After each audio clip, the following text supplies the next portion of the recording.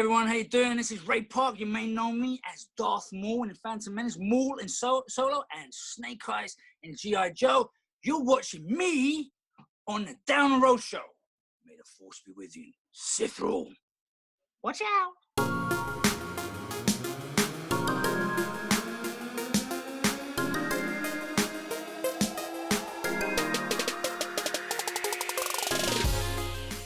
I'm extremely excited to welcome in the next guest today. His name is Jeff Wolfe. How you doing today, Jeff? I'm doing great. How are you? I'm doing pretty good, all things considered. It's a pleasure to talk to you. We go back a long ways. Let's tell people why I have you on the podcast today. You're a director, and you got two awesome short films that I love. Let's talk about those first. Sure. Yeah, basically a 25-year stunt career that segued into second unit directing. And while second unit directing some network shows that people might remember, like Revolution or Rush Hour, the TV show, or MacGyver, I had some of the networks in pushing to be a director. And of course, they see you as an action guy, as a stunt guy, say, well, we know you can shoot action really great and all that other stuff, but can you get the tone of a scene? So I said, well, yeah, I'll show you. And I the next week I went and shot a short. I wrote and shot a short in a week, basically. Shot it in one day, and then got it to them, and they loved it. And then I ended up that short, Penance, won I believe about 22 or 23 film festivals for best actor, best director, so on and so forth. Did really well, which is awesome. Yeah. Yeah. So that spurred the bug kind of to get moving on that direction, and then the next one, that was about a 12-minute short. The next one was a 25-minute short called Day of Reckoning. I like choosing easy topics, not too heavy. So the first one was about Catholic school and Catholic priests and child molestation. The second one was about what's called, sorry, I can't think right now, the sex trafficking. So again, like, you know, I like polarizing subjects, heavy subjects, making people think, making people feel. And, you know, how better than to throw them and show them a tone of a scene that you can direct and do that stuff with zero action from a guy they expected action from to go and do that. So, yeah, that was my. But walking away from both of those, neither one, even though they're heavy subject matter, leaves you just walking away feeling just gross and heavy. No, yeah, no. Penance was basically a turnabout, kind of like a oh crap, you went there kind of thing. And Day of Reckoning was kind of like the idea, almost like a Joker light before the Joker came out, which to me, what the Joker tells us is there's reasons, not necessarily good reasons, but behind the reasons for actually why somebody is the way they are, and does society have a part in that? So Day of Reckoning is kind of the same way. In a way, you're rooting for, in this case, the bad girl as opposed to the bad guy. Right. And I loved it. I enjoyed seeing it at Comic-Con, and I was happy you invited me. Yeah, that was fun. That was a good time. In fact, that did work out.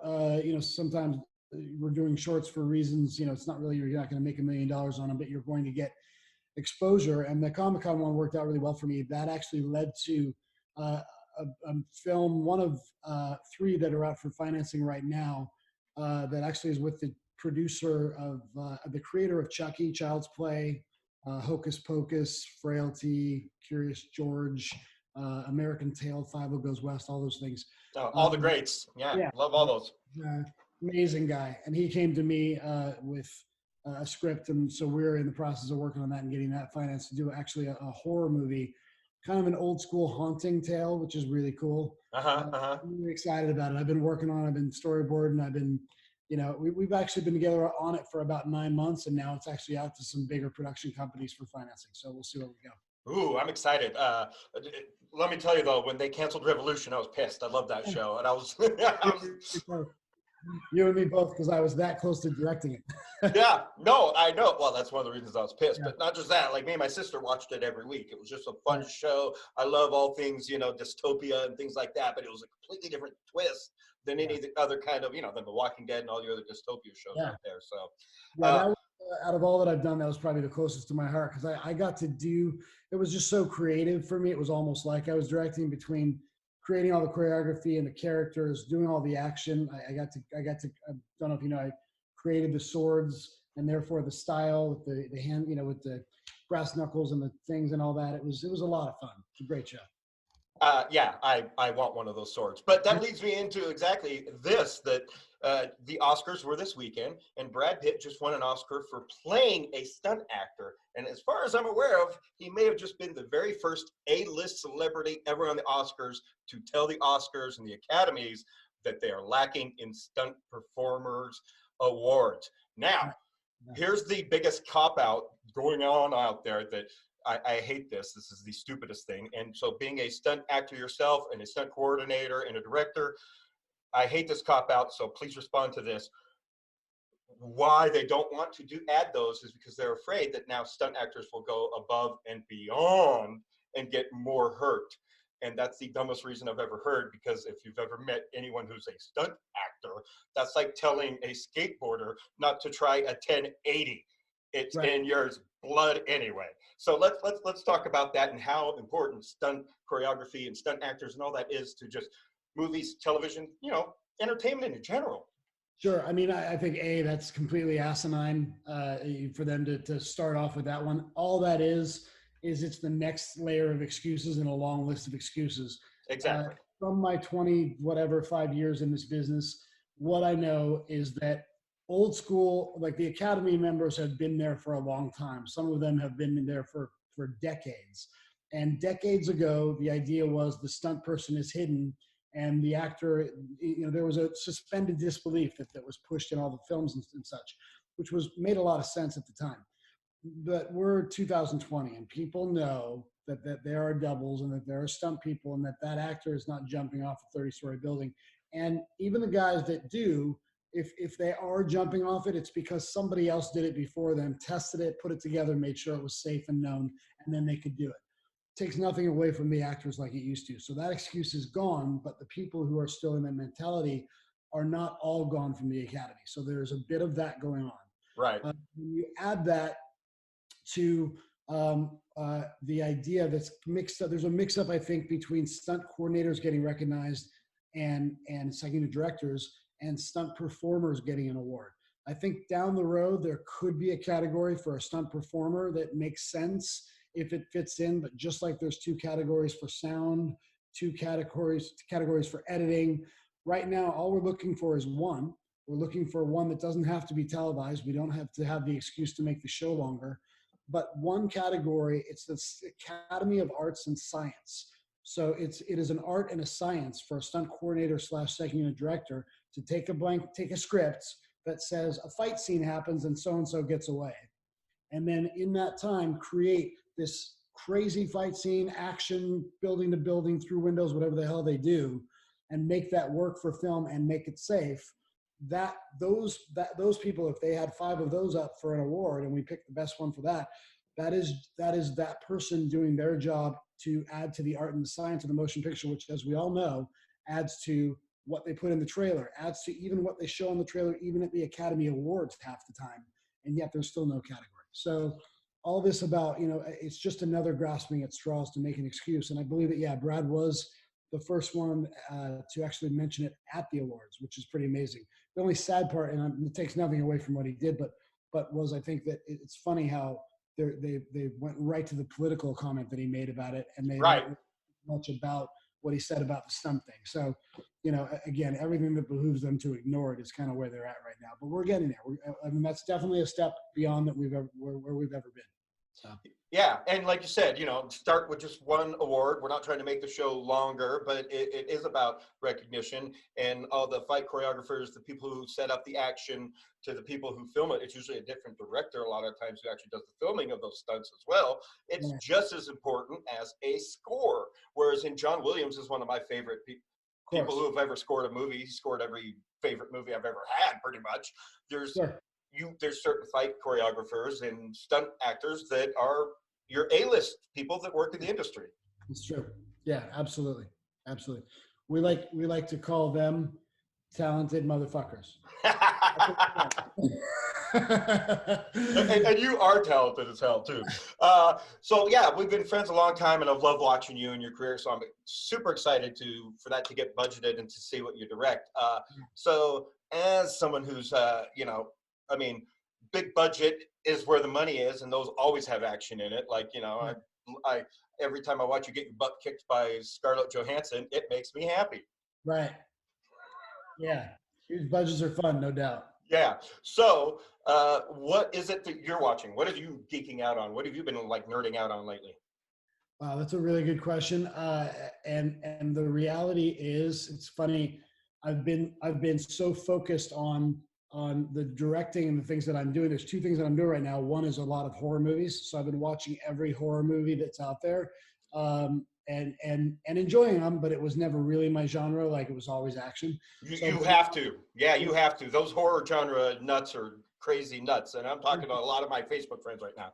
I'm literally going to movies that, like, there are 5 people in the audience and it just came out, but I have to be in the movie to see it. So I did, like 2 days ago, I did that.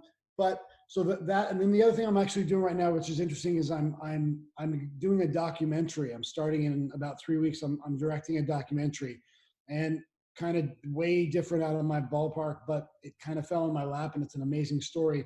It's about cerebral palsy. Oh.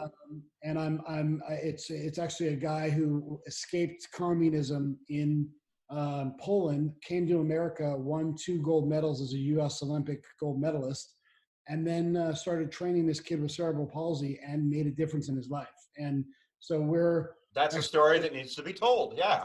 Pretty amazing. So we're heading up to the Bay Area in a few weeks to shoot the first part of that. We've got about 4 different locations throughout the States to go track certain people down and talk to people, hoping to have that done by September and see if we can get it into Sundance by next year. That's the plan. Yeah. So yeah, you're just doing a lot of research right now, and that's a lot of the key in the industry. People think, oh, you've done one thing and you're famous. You know, for all the regular people out there, right. The actors, directors, the regular people like you with just extraordinary jobs. But if you're not pushing and you're not out there constantly even trying to create your own content, then you're not working. It's insane. Literally, I'm here in my office. I've got 3 projects that I've written that I've got on the board. I've got 2 or 3 films, like I said, with the Chucky creator, and then this documentary that we're doing right now. And you walk into a Starbucks, and once in a blue moon, somebody will go, "Are you the guy that got your head smashed in Drive or something?" And and people think like, "Oh yeah, you're set, dude. You were blah blah." I was like, "Yeah, I worked a week on that. Like, that's not the story of my life. This is what we do." But the blessing is, on the other side of that coin, this is what we do. Like, I have this office in my house, and I sit here and I put this stuff together, and once in a while we get to go out and make it. So yeah, which I'm rooting for, everybody out there who's creative and is trying to create their own stuff. And you got to keep working, and you got to keep pushing. I'm still the same fat nobody on the internet that I was 10 years ago when we met. Hey, you're not nobody, you're my friend. Thank you, and I love you. I was at his wedding, so he's not fucking talking shit.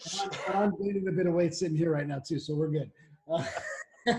All right, well, you know what? I've decided I want to get back to an old segment that I started 10 years ago on how I used to end every interview, and so I'm going to start that with you on this podcast, okay? All right, here we go. Who's your favorite superhero? Oh, God. I wish that we were in my theater right now, because we would have a full frame of this, but we're not, literally a full figure. But since we're not, I'm going to have to pull this in right next to me here and have this guy talk to you. I'm going to let you guess. Not Batt Dad. Be quiet, kid. No, not Batt. You could be doing your own viral videos with that cow. That's gorgeous. Wow. Okay, I'm a little jealous. As a Superman fan, I'm jealous of that cow right there. That's gorgeous. Who's your favorite villain? Ooh, my favorite villain. I think Loki is actually, crazy enough, my favorite villain. The reason I like Loki is that he goes back and forth. It's like any good movie. Like, who do you trust? Who do you whatever? It's not so much about the power. It's that he kind of gets in, and then every time he's out for his own thing, and you're always like, are you serious? You know what I mean? I think he's a great character. I think his own movie or his own thing would be, and plus he's been played in the movies really well by, who's it, Hiddleston? Yeah, he's amazing. So yeah, Hiddleston's amazing, and they are actually doing a series, so it's like the series will be a prequel. I'm excited for that. And you're right, nothing like a character that plays mind games. Yeah. I mean, that's super powerful like that, but on top of everything else is not, it's not like a one-trick pony. It's always like, what the hell is going on with it? I think that just levels to any character is way more interesting. So that's a cool character. Absolutely, I agree. And then, so who's your real life hero? Who inspires you? Real life hero. That's a good one.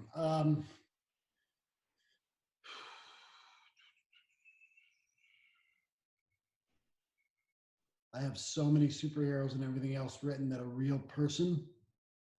That's a good one. I think if I had to pull anybody out, interestingly enough, this not to brown nose or whatever, but the reality is that this producer that I'm working with that created these shows is probably like for somebody like that to come and see somebody and like the history and the things that I've done and been through and those things to see like the the inspiration and the creativity and the gift and the drive to do something and break out of the shell and the mold and do these things.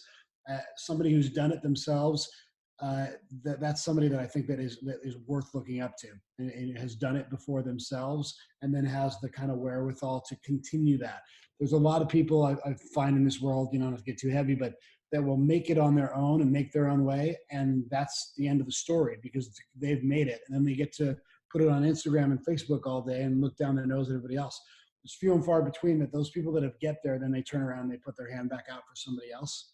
So anybody that's really like that, they're actually, their effect is multiplied. They might, this guy in all that he does gives a lot of jobs, a lot of work to people and that stuff. But when you're doing that and then you're being the same person and you're allowing other people to be that same kind of person, that person then gets to put hands out and let people, climb the ladder and help them up as well. So the net is cast really wide. So I think to me, that's kind of that's a heroic thing because it's something that you don't have to do. You do it because it's who you are.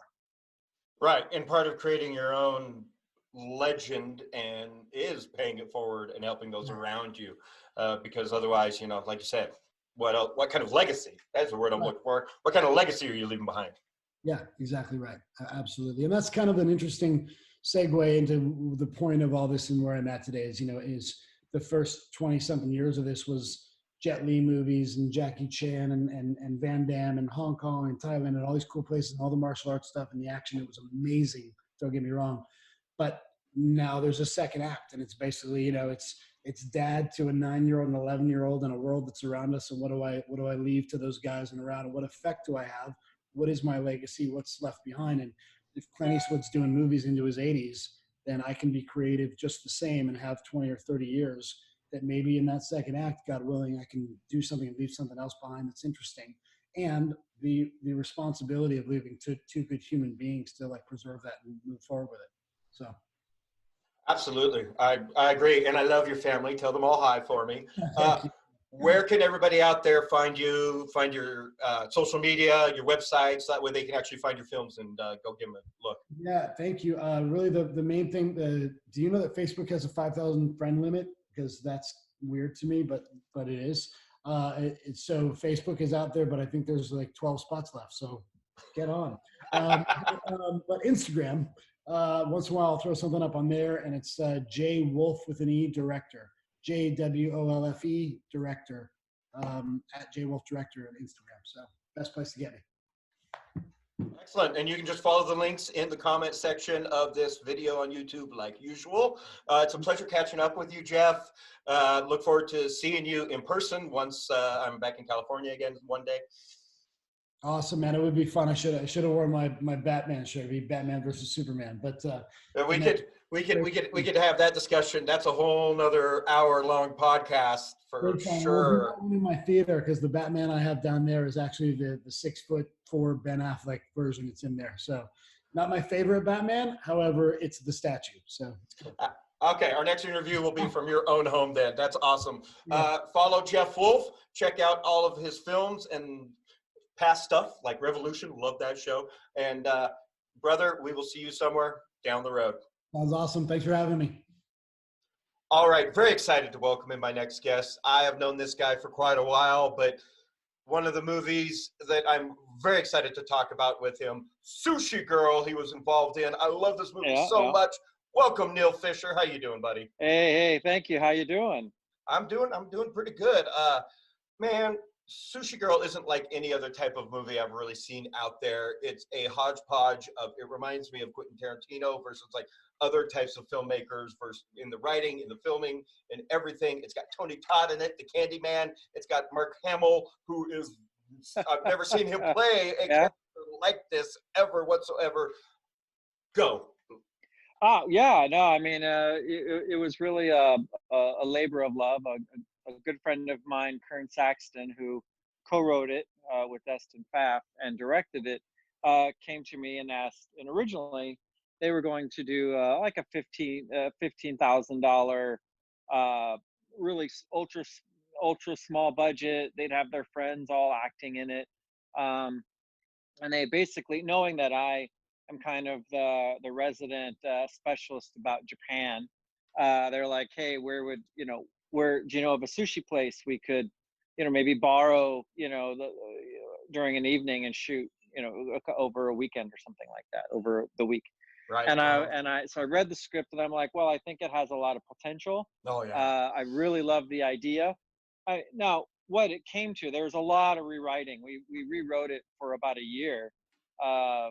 Me, Kern, Destin, and the other producer, Surin. And so it took us about a year to really get the script down solid. Lots of discussions and everything.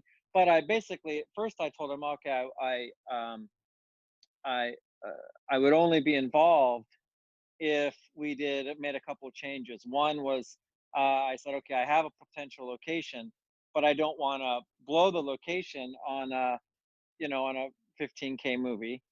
Kind of been saving it for one of my own projects. And second, we need to, actually have, real cast. Now that doesn't mean that I was against the people that they had already in line. Right. The point was just, I want to Some staying power. I want to bring in more money, and I want people to, unless they are a big name with a long history of, and we know 100% what they'll bring, I want them to audition. So, and then so obviously things evolved from there. I ended up bringing in a good friend of mine and his company, his partners, to predominantly finance the film. We ended up shooting at my super secret special location, which was Fang Lam Chinese restaurant, which doesn't exist anymore. It was torn down. Oh no. Yeah. But our projects was one of the last. Sushi Girl was one of the last feature-length projects to be filmed there. And I had filmed there several years earlier, and was friends with the location manager. And so, yeah, I mean, they charged us 10% of the daily going rate. They're just like, hey, basically they just charged us for the paperwork. Nice. So, but that's when you don't ask for a lot of favors, and you end up giving more favors than getting, that when you do call them in, they tend to be really good. So right. Yeah. And then obviously it was a dream cast. I think Destin had really had Tony Todd in mind from the very beginning. A guy that Kern and I had worked with on a short project that I had produced and created. Andy McKenzie was just a dead ringer for one of their friends, but was a much more evolved actor that had a lot more experience and gravitas, and brought a lot of character to the character. We really wanted to bring him in, and so he was technically the first actor hired, while Destin was chasing Tony around, like stalkerish kind of, like dropping the script in his shopping cart at Trader Joe's or whatever. You gotta work hard. Yeah. But yeah, and and then we had a friend that worked with Mark Hamill's agency, and so we were able to get the script to him. And originally he was like, well, this is a little much for me, not really my flavor. But his kids had read the script also, and they're like, hey, Dad, you keep bitching that you don't get really cool character pieces like Steve Buscemi. So if you don't do this movie, you can never complain about it at the dinner table again. Right. I read it again with a kind of a different perspective. And I mean, just I mean, it was just everyone. I mean, David Dastmalchian. There was actually a scene in which I was like, okay, this scene, this whole, I'm gonna clean your shitter before a gig montage was not gonna happen. I'm just like, that is a stupid dialogue. I don't want it in the movie. No one, no one could deliver. No one had we seen could deliver it at all with the right well. gravitas. I'm just like, no, it's just a distraction. It's going to be a waste of our money. We're going to end up cutting it out. So, and then the question is, well, if that scene isn't in there, do we really even need that character at all? And then we, David Dastmalchian reached out to us, and we, and we hit it off immediately. He read for it, and I'm like, we're keeping it. Bam. Kind of helps set the tone. I approve this scene if David does it. And then it's like, it was So, and then there was a long search for Courtney Palm because, Courtney Palm's character, Sushi Girl, because, there's just, she's playing up against actors that are so seasoned. They're all seasoned. They've all done big movies. They've all worked in the business a long time. They've some of them were classically trained. So we needed someone, and obviously, but there was nudity involved, and so a lot of that scared a lot of actresses away, and so we got a lot of penthouse girls and Playboy girls and women that really didn't have a lot of experience actually acting, and or I guess know how to really command the camera. Right. And not everybody can do that. Immediately, I mean, Courtney was just like, we all were like, wow. And then and then we're like, okay, so she we had them all perform a couple different scenes, and one was in a bikini, and then so we're like, wow, okay, we all knew just by looking at each other, we all were really keen on Courtney. And then so we're like, okay, well, what do you feel about nudity? And she basically takes her underwear off and threw it on Kern's face and goes, I'm fine. Like, all right, okay. Well, I mean, the title is Sushi Girl, so yeah. Yeah, well, and and there obviously we had, I think we all kind of decided at one point that we really wanted Sushi Girl to be the only female in the entire movie. Obviously we do have a voice, Destin's wife, Rachel, Rachel Federoff, does the voice in a scene, but the only female on camera is Courtney, and we did that purposefully. Very specific. Yeah, it was. Yeah, I mean, it's kind of a hidden feminist movie in many ways. So but we don't want to smack people in the face and tell people what it's going to be. It's up for them to they watch the movie. It's a slow burn. Oh yeah, movie. Great plot, lots of twists, things you're not expecting. Yeah. And then I'm not gonna lie, Mark Hamill, the second he walks in, you're just like, holy crap, you're in for a ride. Well, and that's what's funny, because I would say about half the audience that we'd spoken to had no idea it was Mark until 20 minutes or a half hour in the movie, and they're like, what is they don't really, because we he had specifically gained some weight for the role. We had I had the crazy idea with our artist Manthos, the one who did Manthos Lapis did the posters. So I had this crazy idea to have him, basically have a modified Prince Valiant, and of course at first no one liked that idea, and so I'm desperately trying to tell my partners, and at the same time I'm like Facebooking with Manthos, who was at the time he was in Greece still. He wasn't here yet.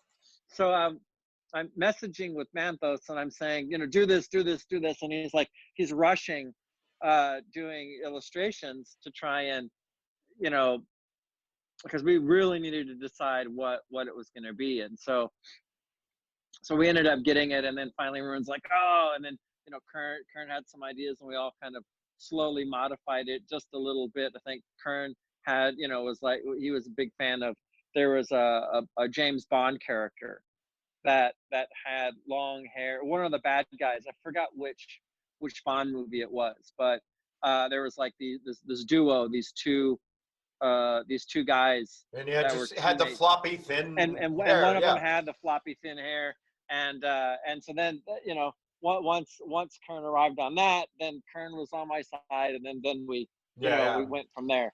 So, yeah, and once you get Prince Valiant out of the mind, yeah.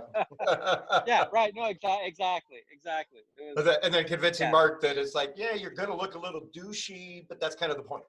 oh, the first couple of days, he wasn't comfortable at all with it, but it grew on him, and I mean, it's just, and obviously his character, he's just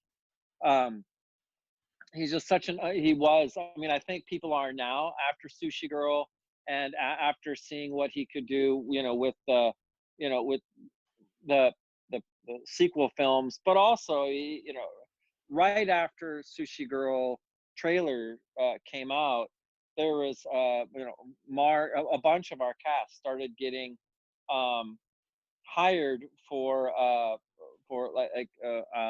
guest starring roles on TV shows.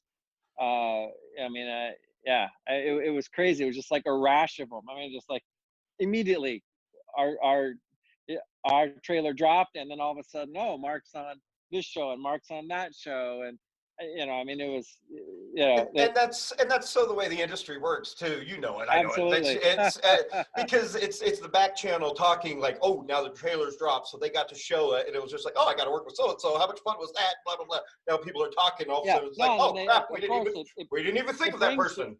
Exactly. You know, and so, I mean, we had talked about Mark being in it, but we all just thought, oh, that's silly. Mark's not going to do it. You know, there's no way Mark would do it. And then finally, Destin's assistant was just like, you know, he also a huge Star Wars fan, really pushed for it. And it makes me look at his Star Wars roles in a whole new light, for sure. Yeah. Yeah. Oh, I mean, he's a truly gifted, besides being a gifted and talented actor, he's also just an amazing human being. I mean, he's, you know, and one of the things that I love, and Vincent Guistani just posted on Facebook, you know, how much he misses the Sushi Girl family, which it's really kind of funny, because that's very much what happened. I mean, you know, I mean, Noah Hathaway, we did a Skype interview with him while he was in Amsterdam.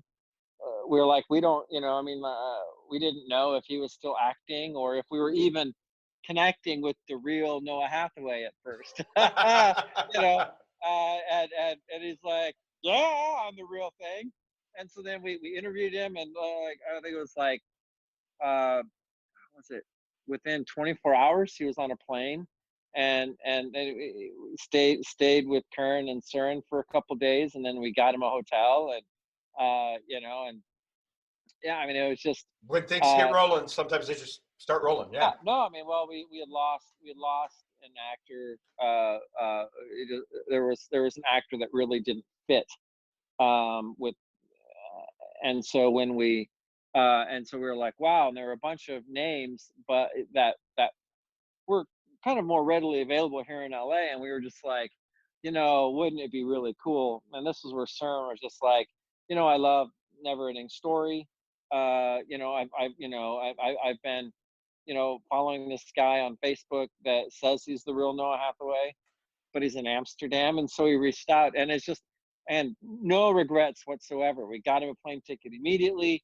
We flew, you know, I'm just like, wow, you know, and so we were and it just like, adds to the whole, like, you know me, and you nerd culture, like the whole nerd vibe. It's like, yeah, this doesn't have to be a nerdy movie, but to bring in like actors that you love from other nerdy things in your own project, like, how great does that feel?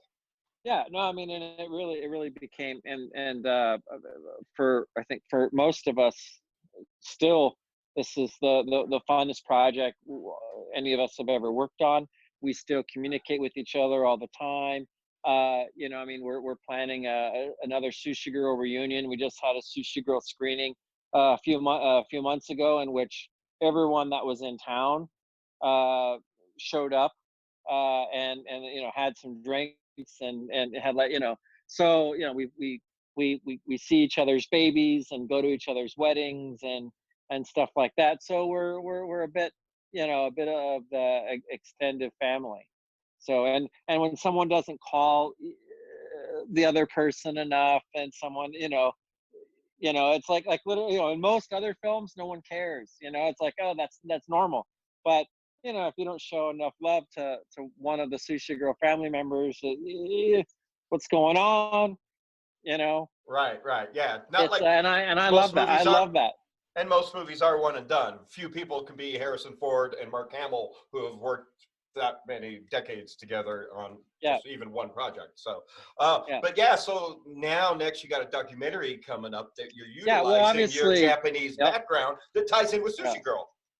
Yeah. No, exactly. So, I'm obviously, uh, as we were rewriting and making changes to the script, uh, one of our friends, a guy by the name of Tommy, uh, knew and had worked with Sonny Chiba, and we were just like, oh my God, how, I'm a huge fan of Sonny Chiba. I lived in Japan for 4 years. I've studied, traditional Japanese martial arts for 20 years.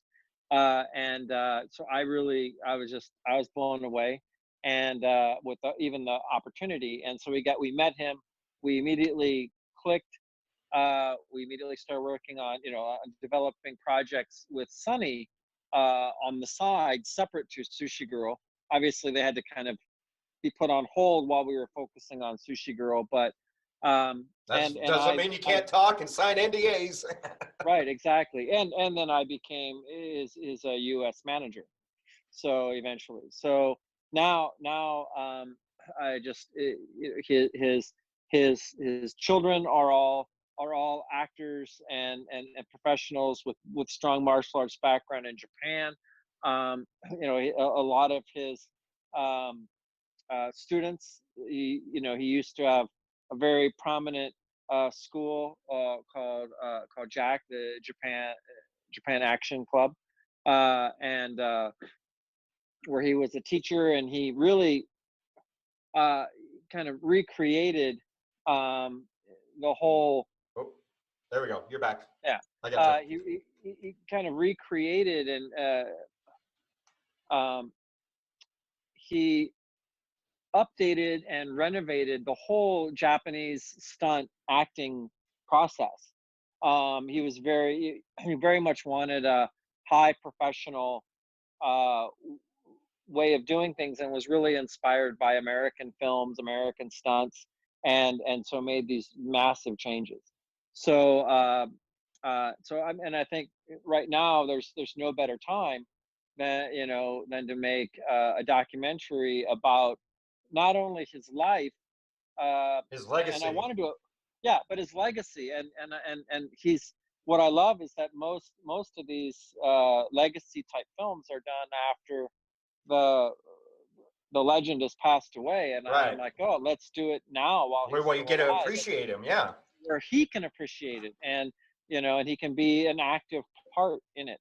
So yeah, and that obviously that segues perfectly into what kind of brought us to this meeting, which was the stunts, stunt awards in like BAFTA and the Oscars, and their Golden lack Globes, of all of them. them. Yeah, Yeah, all of yeah, them. Not and just the Oscars, but all the awards need stunts. yeah, and obviously I'm not a stunt professional, so and I think you're going to be interviewing some stunt professionals and experts, so they would know better than me how exactly they would want to be recognized. Is it the stunt coordinator, or is it the, like SAG recognizes a stunt team, so they do an ensemble, a stunt ensemble.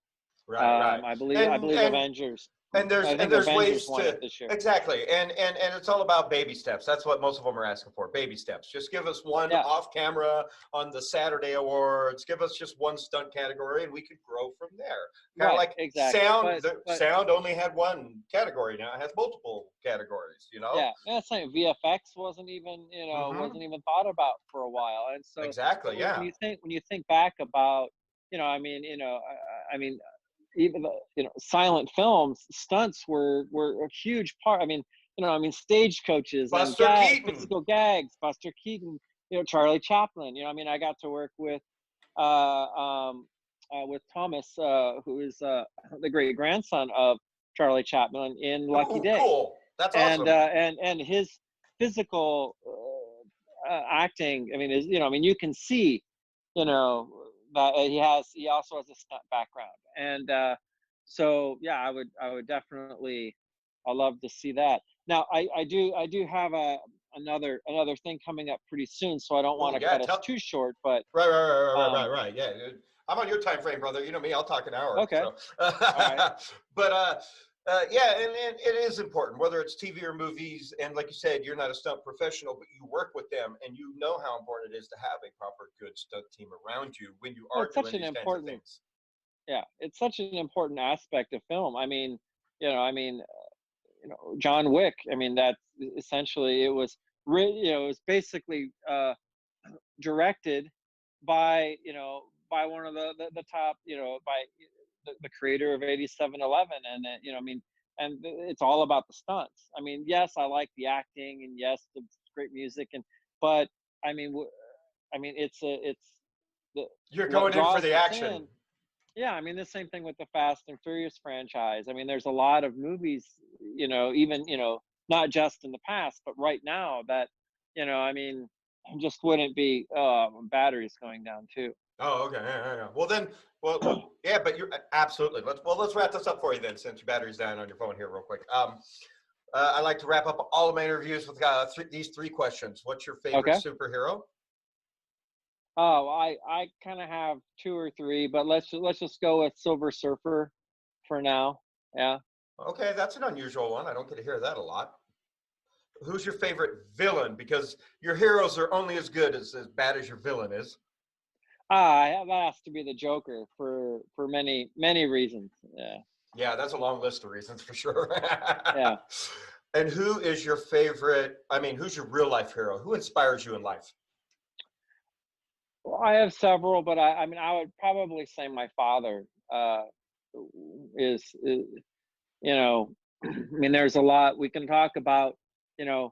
Sonny Chiba is one, and there's a lot of my previous boss and mentor, Samuel Hadida, is another hero of mine, and I got to work with him for 12 years. But I would just say that that the first person to come to mind in that way would be my father.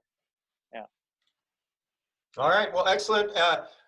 Follow my man Neal at Super Neal, and you can follow all his links in the comment section below. Look forward to talking to you in the future and finding out more about everything that's coming up, and definitely seeing the finished documentary. Yes. Well, thank you very much, and hey, have a great time. All right, brother. We'll see you somewhere down the road. All right. Okay, thank you for sticking around throughout this entire podcast. I am super excited to bring on my next guest. We've been trying to hook up for a couple of weeks now. We go way back. I am proud to introduce Ray Park. How you doing, Ray? I'm good, man. How you doing, Casey? How's things? Things are good. I'm excited to reformat the podcast. You and I go back about 8 or 9 years, just to tell the audience out there. We originally met at Chicago Wizard World, where I moderated your panel for you. And I had to, now let me finish the story before I throw it to you. I had to stall for 20 minutes, 500 people waiting to see Darth Maul at the Chicago Wizard World because, and here's why, fans, and here's why I love Ray so much, and I always support him and always talk nothing but positivity about him, because he refused to leave his booth until he signed for every child waiting in line that have been waiting since the doors opened to that convention that Saturday morning. I think it was a Saturday. And so yeah, happy to stall and look like an idiot. And trust me, I look like an idiot. People are like, who is this fat idiot up there?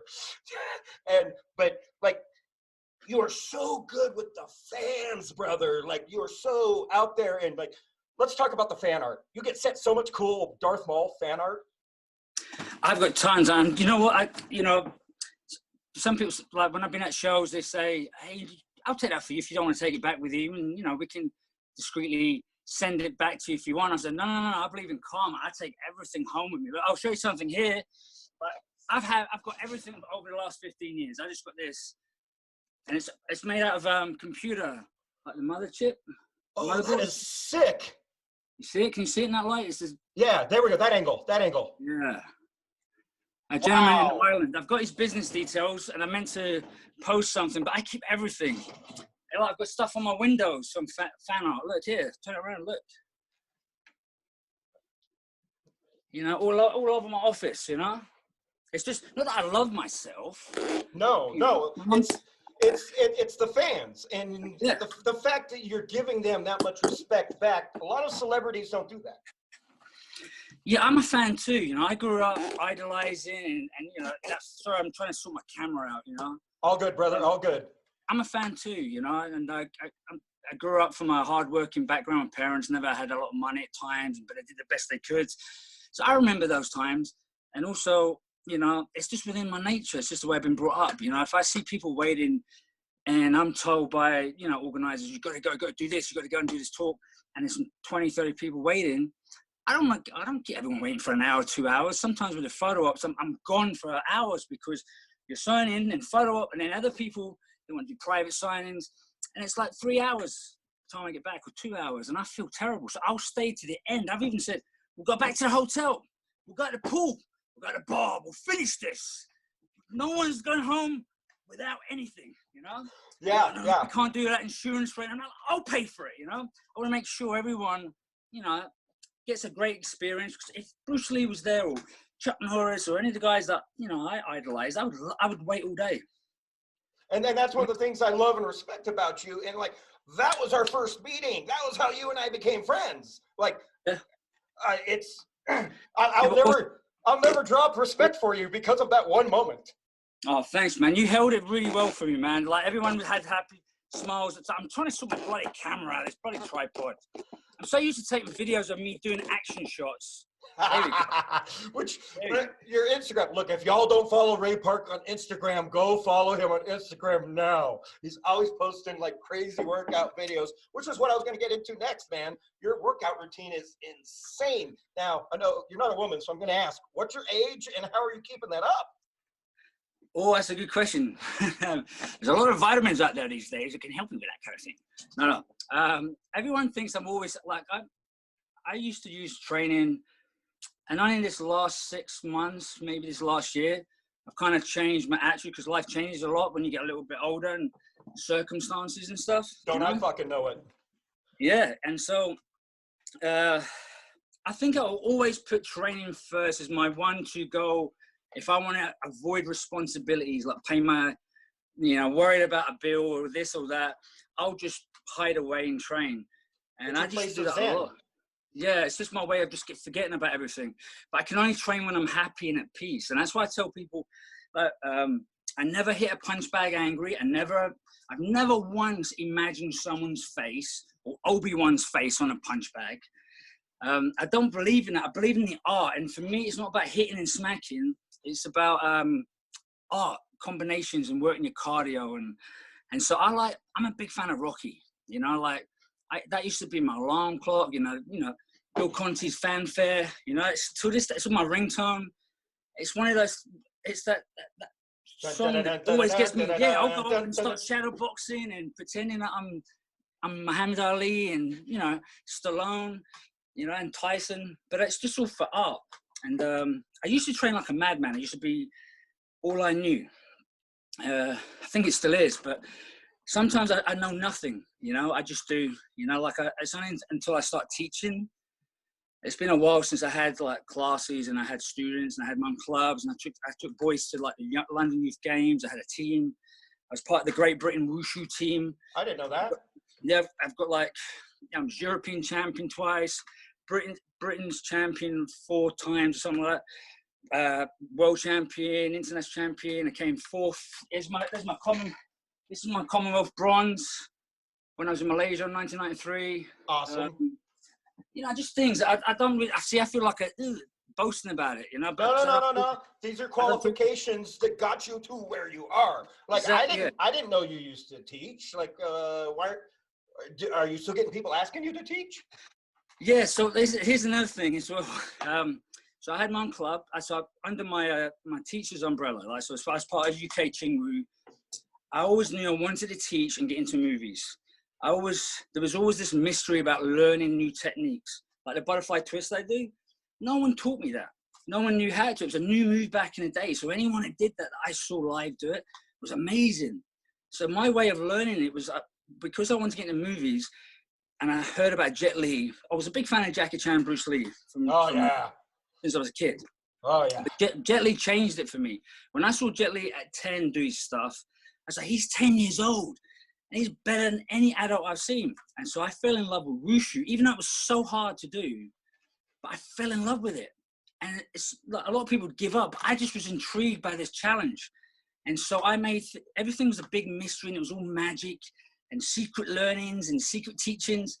I just sort of, from gymnastics, I'm not knocking it, there is, but there's, from learning gymnastics later on in life and learning how to coach it and how to break down techniques and condition your body, certain parts of your body for sport-specific exercises or techniques. And that really helped my Wushu training. And in a short period of time, I was excelling. By 16, I was representing Great Britain in the first World Wushu Championships, and I came 7th. And so I look at the competition, I was like, I was crap, look at me, it was like rubbish. You know, they must probably felt sorry for me and gave me a place. But I was the only European and the only guy from not Asia to place in a Wushu competition. I loved it. I wanted to live in China. I still do. I wanted to go to Hong Kong. You know, I wanted to, I wanted to just go to the Far East, but, and I did. I went to Malaysia when I was 15. See, this is what happens when you have coffee in a Boba Fett club. No, but I look, I get what you're saying about like watching your previous fighting techniques to how you are now. I can't even watch my interviews from 8 years ago. God, I was horrible. Nah, shit. But I know what you mean though. Like now I tuck my t-shirts back in my jeans, so I don't want anyone to see my fat belly, you know. But back in the day when I seen pictures of me, like conventions, I'm tucking it right in, and I look at pictures like just the other day. I was like, oh, look at me, no grey hair, my body's so soft and no tattoos, and look, I just looked at a weight and I got big, you know. Now it's like man boobs and saggy, you know, because I haven't conditioned in 6 months. I just had enough of training. Harder to maintain at this age. It is, because the goals, you know, my goal is I still have something to prove to myself, because I know what I'm like deep down. My wife knows exactly what I'm like, and my parents and my brother and sister. And it's like, sometimes, like, if I have a focus and a goal, I will train to the earth to win, but for myself. And I'm competitive, but I put it to the side. I don't need to prove myself because I know I can still do it. But then the best competitors are always trying to compete with themselves, because I mean myself. Kobe Bryant, Michael Jordan, 2 of the GOATs, greatest of all times, always competing to be the best above everyone else, even better than they previously were. Yeah.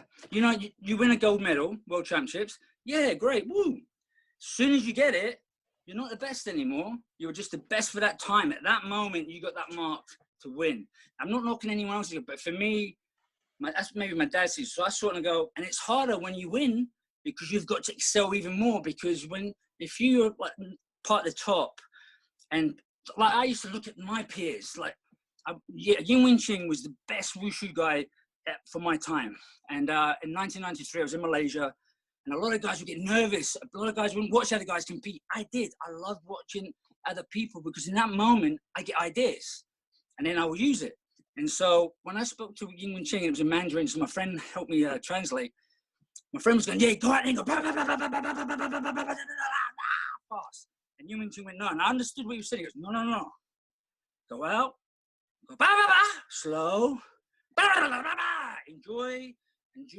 And I went, right. And that was, sound effects. More fluid. Oh, yeah, trust, I know about you and the sound effects. Sometimes the dialogue's not here, but the noises are.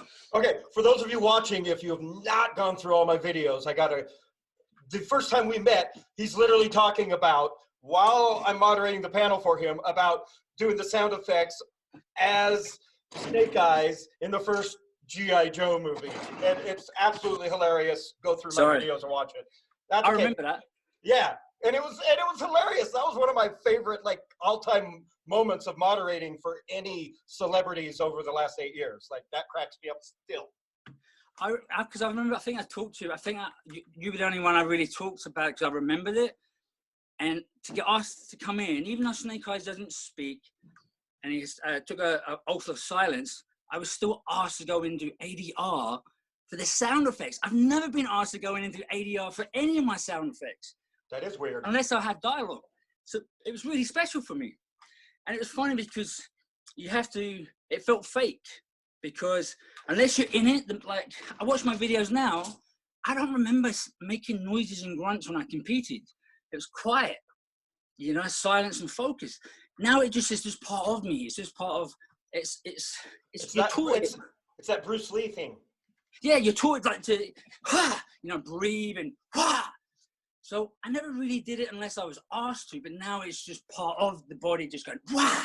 It's just a release of expression, Yeah, and it probably puts you more in the moment. But it also sounds, I like what you said, though, about never punching a bag during training in an angry way. You always do it happy. So I do like to talk about mental health. That sounds like that helps a lot with your mental health. What else do you do for your mental health?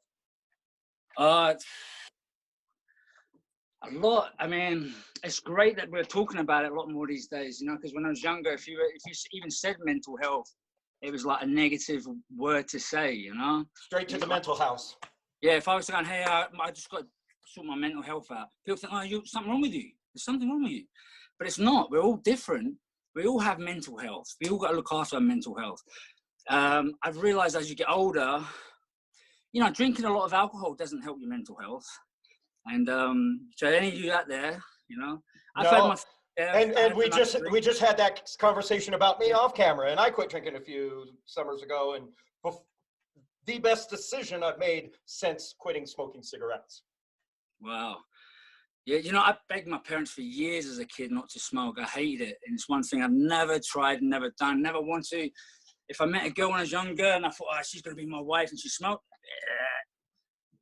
So it was just the way I was as a teenager. But I never started having a drink until I was like 30, 34 when I moved to LA. So it was more of a sociable thing, just to hang out. When I went to conventions. That's LA for you. No, I'm not blaming LA. I'm Scottish.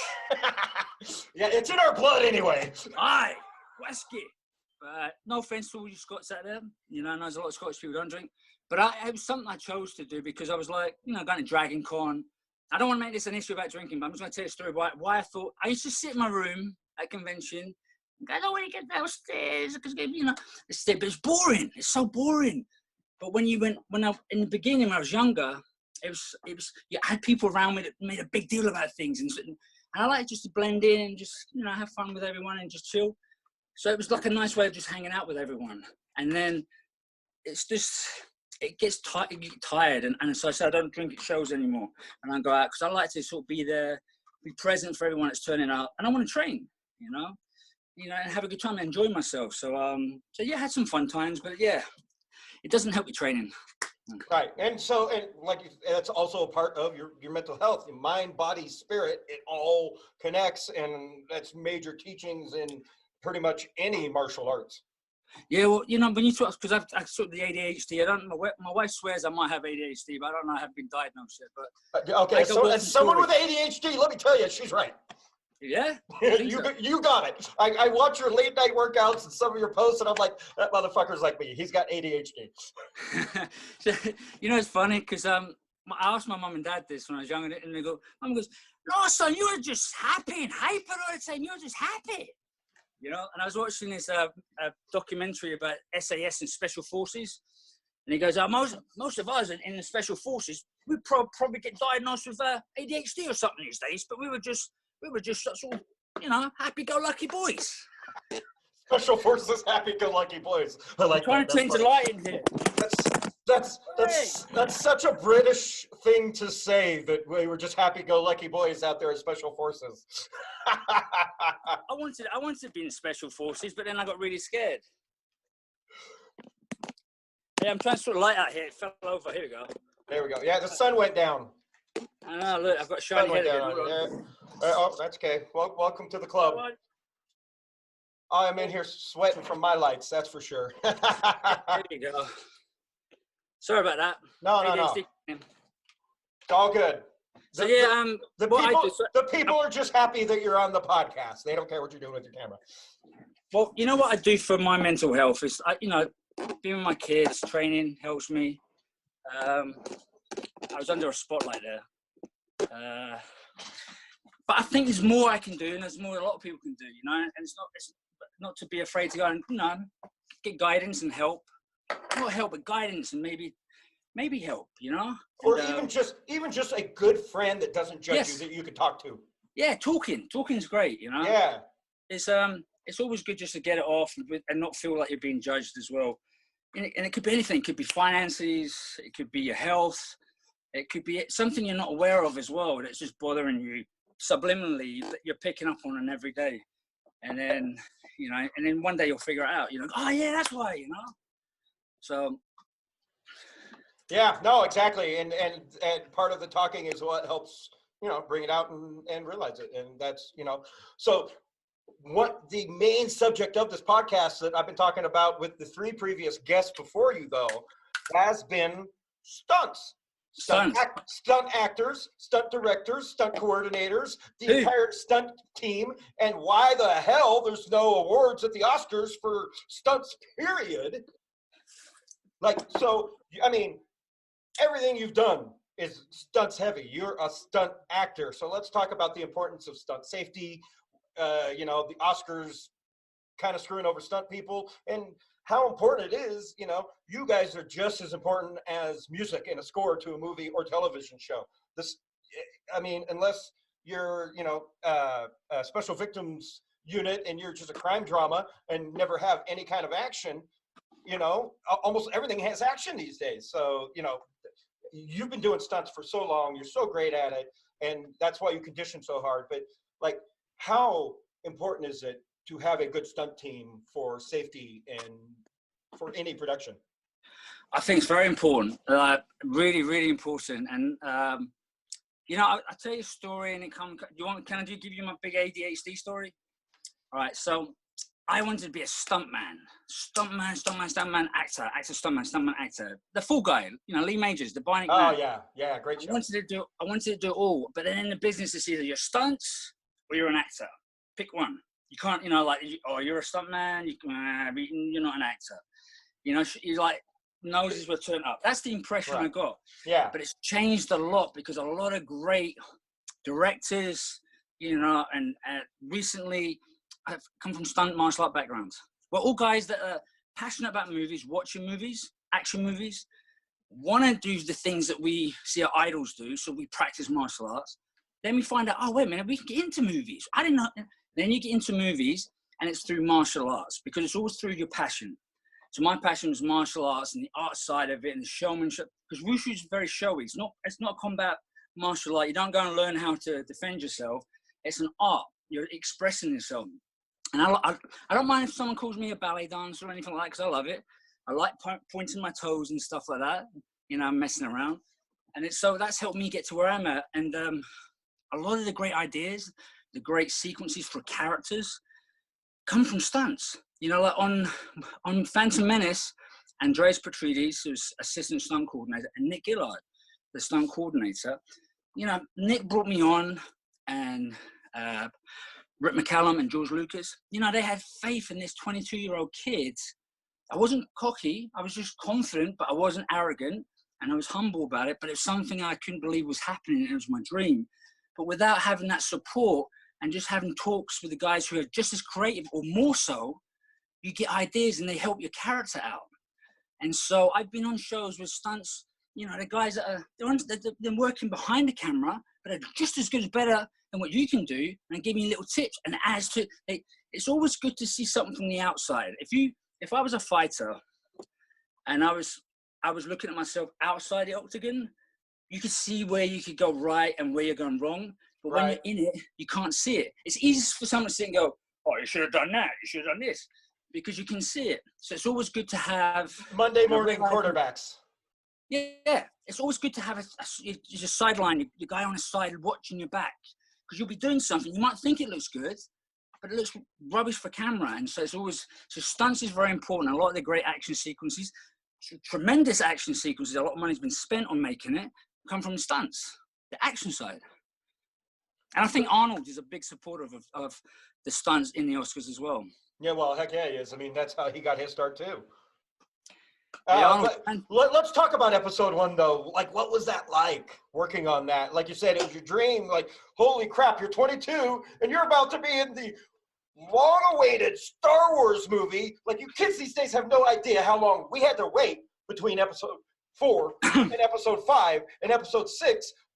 We didn't think there was going to be anything after the original 3. So when they announced Phantom Menace episode 1, like, in the 90s, like, as a 20-year-old myself, like, I was dying. And, like, before you go into your little story on what it was like working on that, I don't mind telling you, when I went and saw that in the theater with my friends, I was on 2 hits of acid. And oh, really? The movie, it was the best movie I've ever seen in my entire life.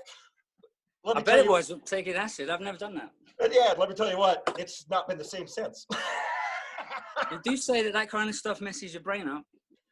Yeah, they do say that, don't they? Wow. So I mean, I'm gonna admit. But yeah. Give the fans an episode 1 story. What was it like on set? Well, you know, you would think saying, "Oh, it's this for this and that." Da, da, da, da. Well, I was on Mortal Kombat just before that, and Mortal Kombat was a big wow.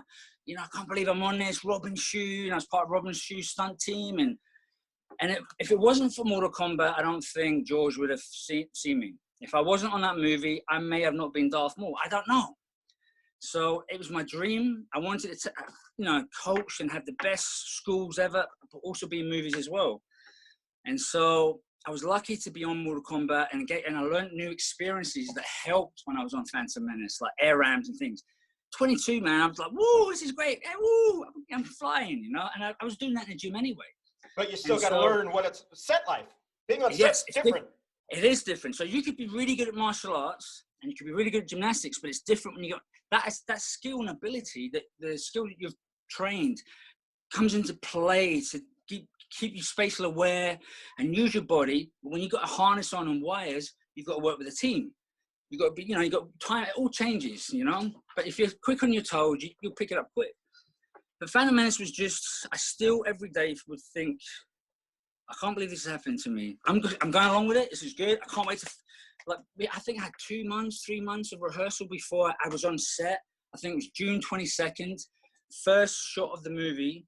And it was Ian McDermott and myself. And it's where Darth Maul goes, Tatooine sparsely populated. The trace was correct. Fly him quickly, my master. But my way of saying it was, if the trace was correct, we'll fly him quickly, my master. Ah! Yeah, because I was young. You know, I was trying to have a joke there, my cocky voice, and you know, Cockney.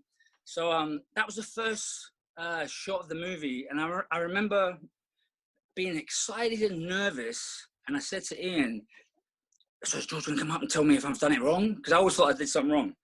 And he goes, and George was just happy. And he goes, and Ian said to me, "One thing I know about George, if he's happy, he'll just let you keep on doing it." And so that gave me confidence. It boosted, because you know, that was my first acting job. I never went to acting school or anything. What my experience was from watching movies and stories and documentaries and watching how people were on Mortal Kombat. Only 2 movies. So the physical side I was really confident about. And I was confident about the acting side. And before I got the job, when I went for my first meeting with Nick Gillard, which lasted about 2 hours, I went into Robin Gouland's office for a screen test. So I thought, this is a great meet and greet. This is pretty good. I'm meeting the producer, the director, and the sound department, and the art department. Well, yeah, for those out there who don't know the industry, a screen test is fast forwarding it. Yeah, so I was like, not screen test, an audition. It's not a screen test. Go in and gotcha. Sorry, okay. my mistake. Sorry. Sorry, beg your pardon. I got way excited for you. Yeah. So that was, screen tests can last and last and last. You can have many screen tests before you get the job. This is a big thing. But I knew remember, this is my second movie. I've done little commercials, bits here and there.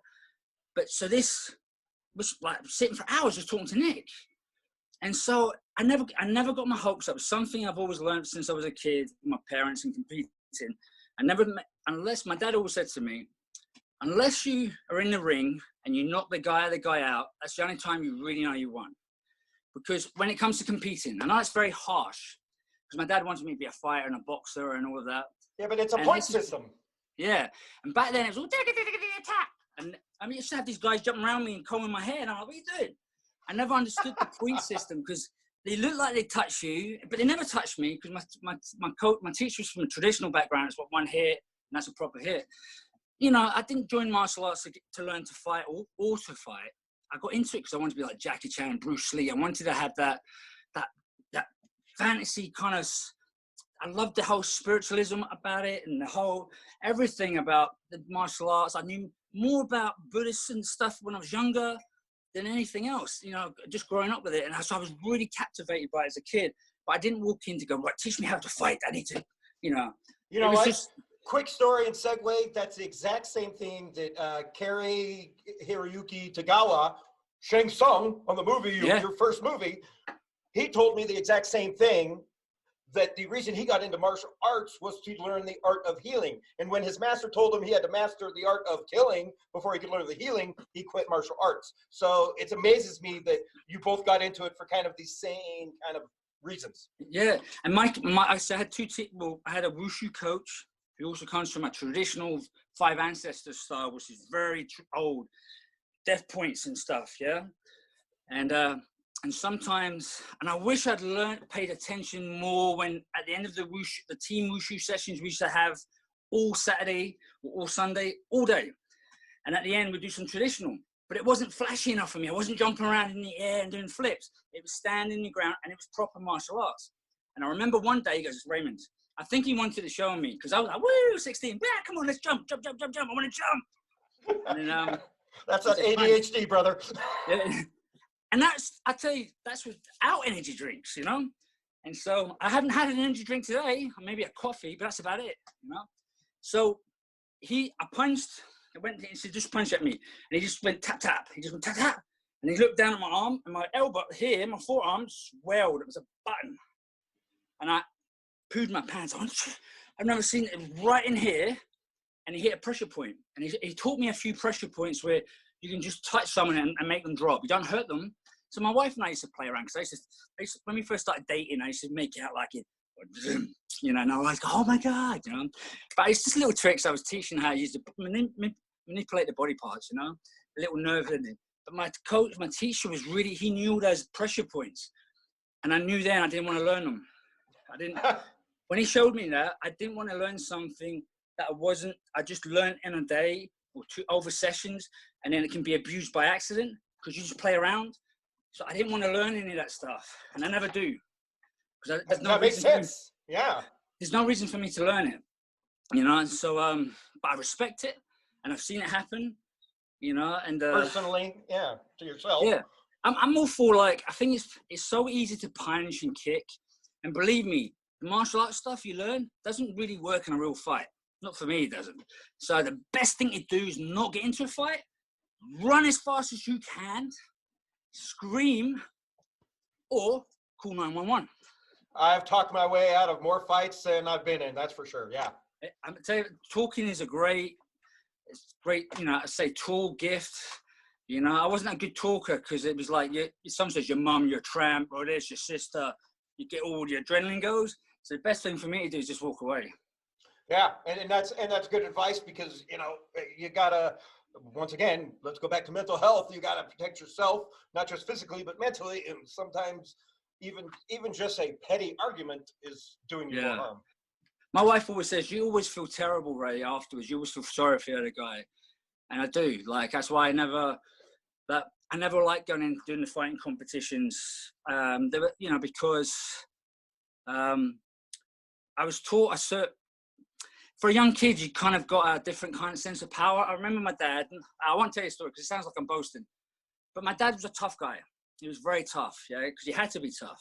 Well, we grew up in that age where a dad's job, or at least they thought, was to toughen up the man, the boy, and make a man out of you. So yeah, it's a different generation that's being raised now.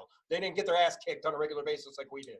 Oh yeah, and so I raised my son differently. And there is the essence of my dad because there's greatness there, but my thing was, but people said, "What you teach your kids martial arts?" I said, "No," because it's for me.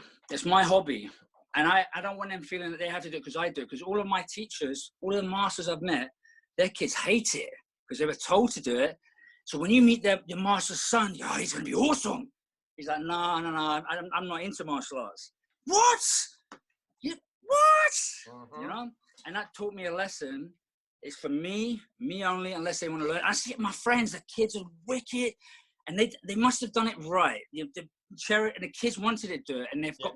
I think it's different when you have a school, and their dads at school teaching every day other kids. They want to join in as well, and so I don't have to. I do things from at home, and my kids will come out, and we'll join. I've got videos of me teaching my son his first back handspring and my daughter handspring.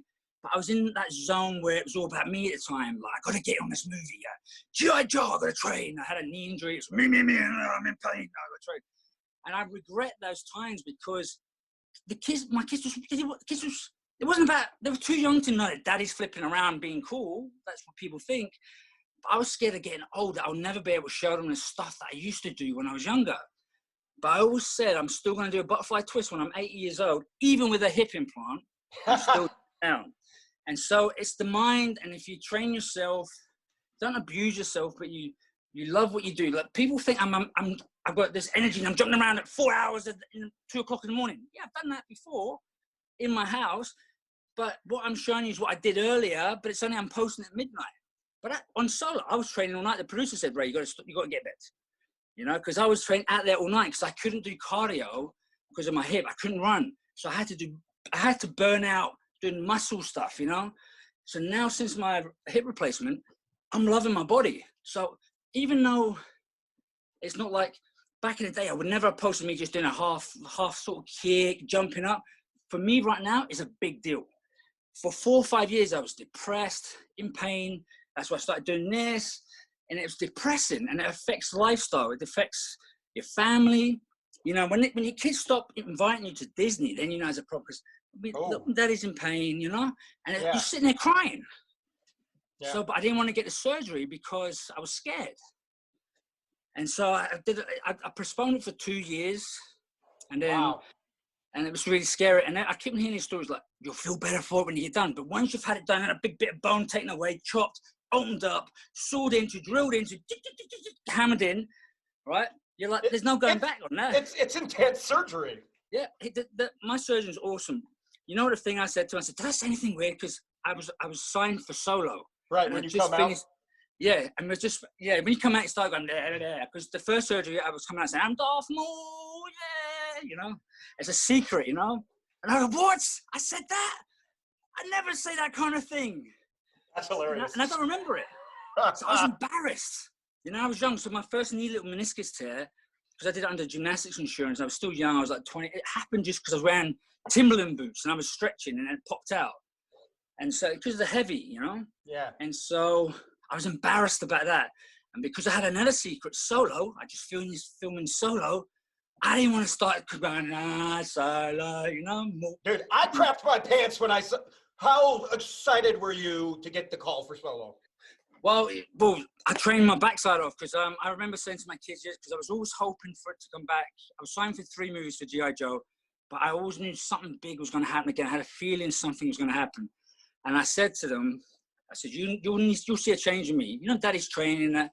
But when you see it, I wanted them to see the zone, like competition person, focus, but still happy, but just serious. And I did. As soon as I got that call from Lynn Hale, we were in Guatemala for a convention, and we got there earlier because I wanted to do shows over the summer that I could take my kids to and go to fantastic places and sightsee. Because I'm so lucky to be able to travel and see these wonderful places, even within the US. And sometimes at the weekend, you're just at the convention hall. But every celebration, I've never seen it.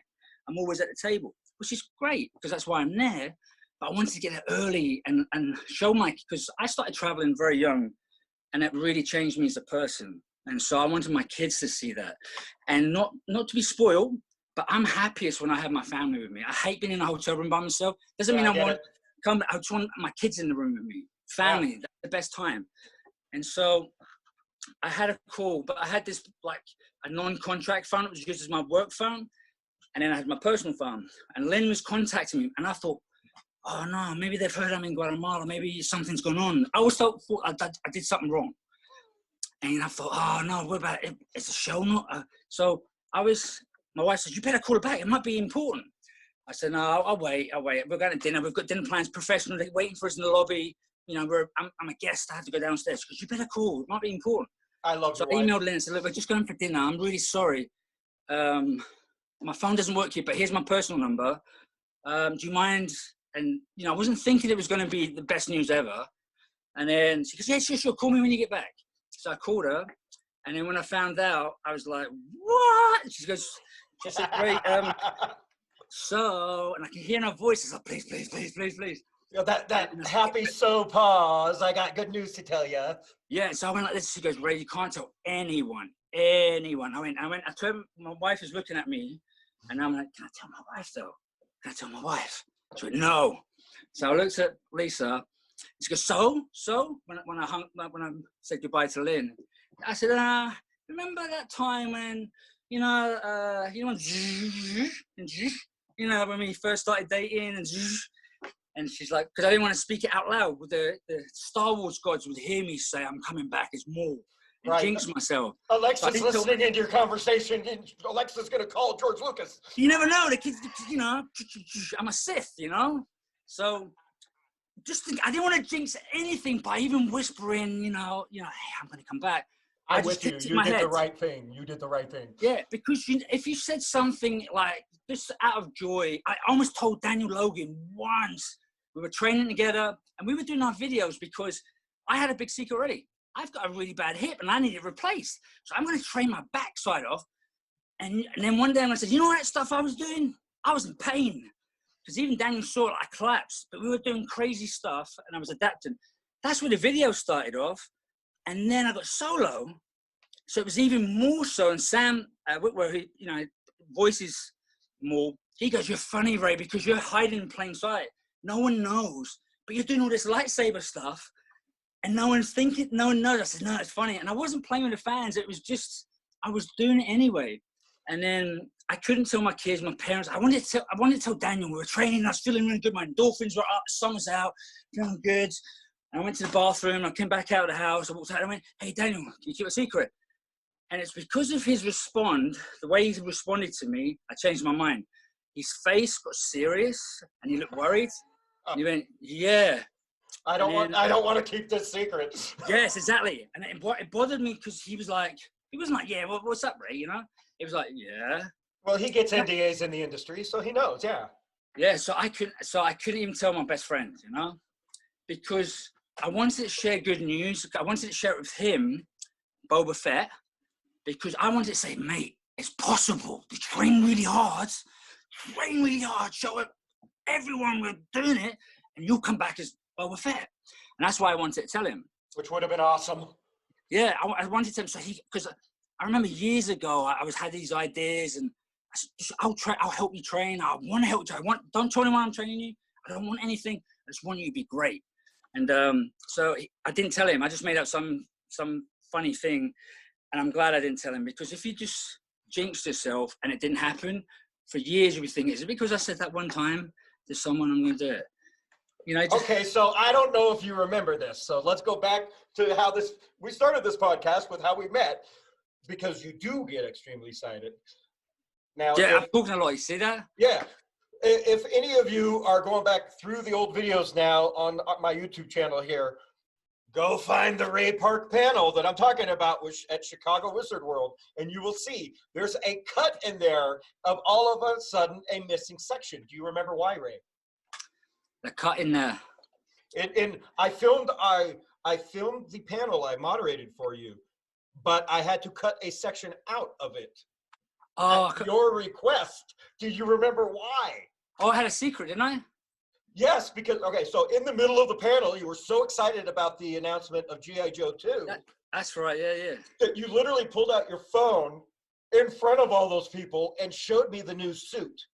That's right, I remember, yes. And then you had to hunt me down on the con floor and beg me to cut that part out of the panel, which obviously I did, no problem. But it was just, you loved your job.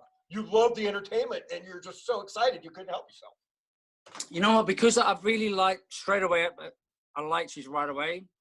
You know, I was late, and just the way you greeted me on stage, your eyes, your personality, you were just nice. I felt like there was a connection there. I mean, we joked, the banter was really nice, and you're very smart, and so you kind of like picked me up, and we kind of went to and fro. So I got really excited, and I wanted to share something. I forgot myself for a moment, you know. And I was honored. I was honored. I knew what happened in the moment, and it was just like, and as soon as you told me, it was just like, oh yeah, NDAs, yeah, crap, yeah. I don't want you losing that job. Yeah, and it's seriously, you know, like the NDAs as well. And I've got pictures of me when I went first to do makeup tests for Solo and everything. I went to, can I go to the bathroom, please? You know, I'm sitting in with a head cast on. I've been there all day. I was happy to do it. I've always said, if they ever ask me back for Star Wars, I'll do it for free, as long as my mortgage is paid and food and water.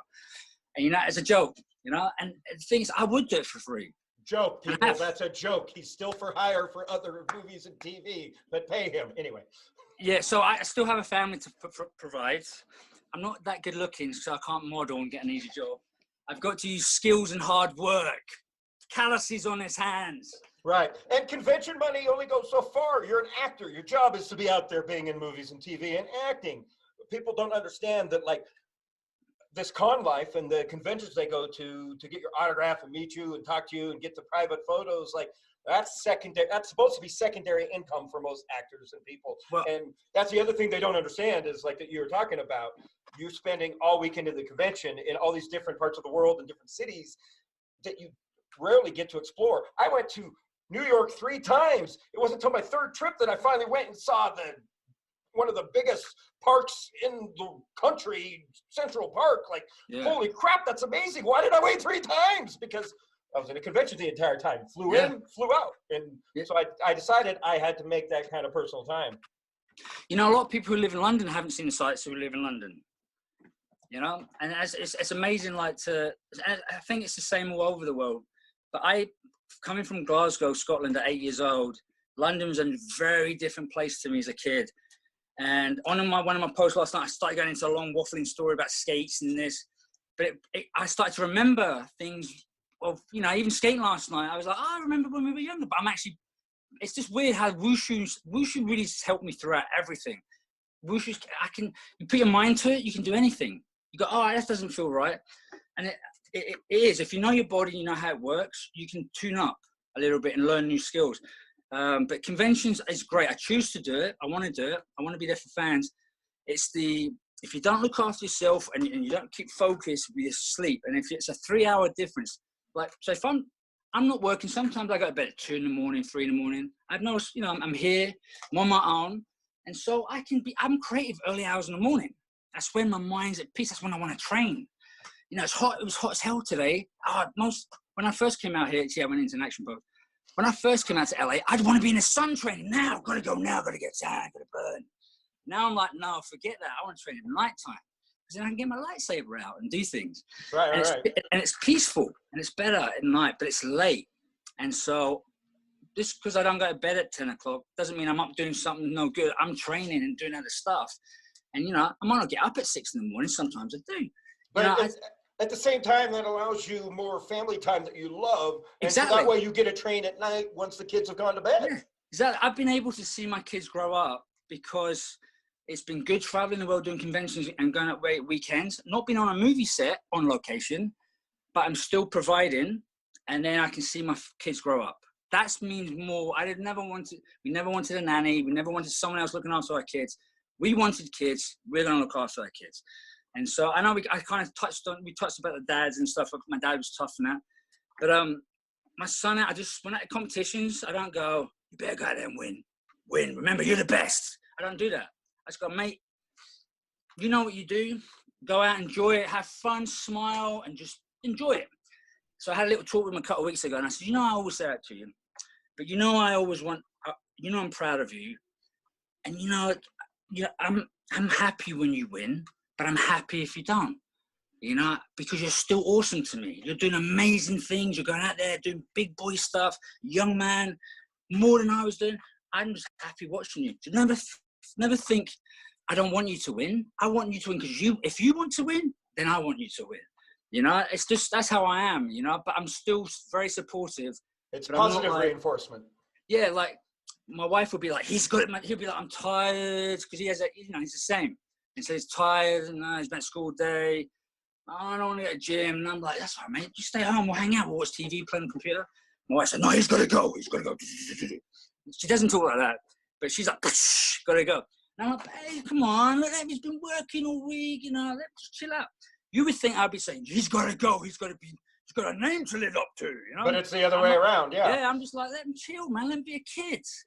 And being a kid is important, and that's it, because that's the same thing. Like what you're talking about is the kids picking their own passions, letting them find their own ways, their own lanes. Like I completely relate to that. My dad was the star athlete of everything he ever tried to do. He was idolized by all of our relatives. So the fact that his only son is average at best at every sport I've ever attempted is basically a miserable failure. And the fact that they couldn't understand that my passion was music and that all I ever wanted to do to music, they didn't understand that. Of course, I gave that up, and now I'm doing the podcast. Yeah, but it's the music's a passion still in you, though. Yeah, well, entertainment. I love to entertain. Yeah, I want to change, and that's one of the things I loved about working in the restaurant industry for 20 years, man.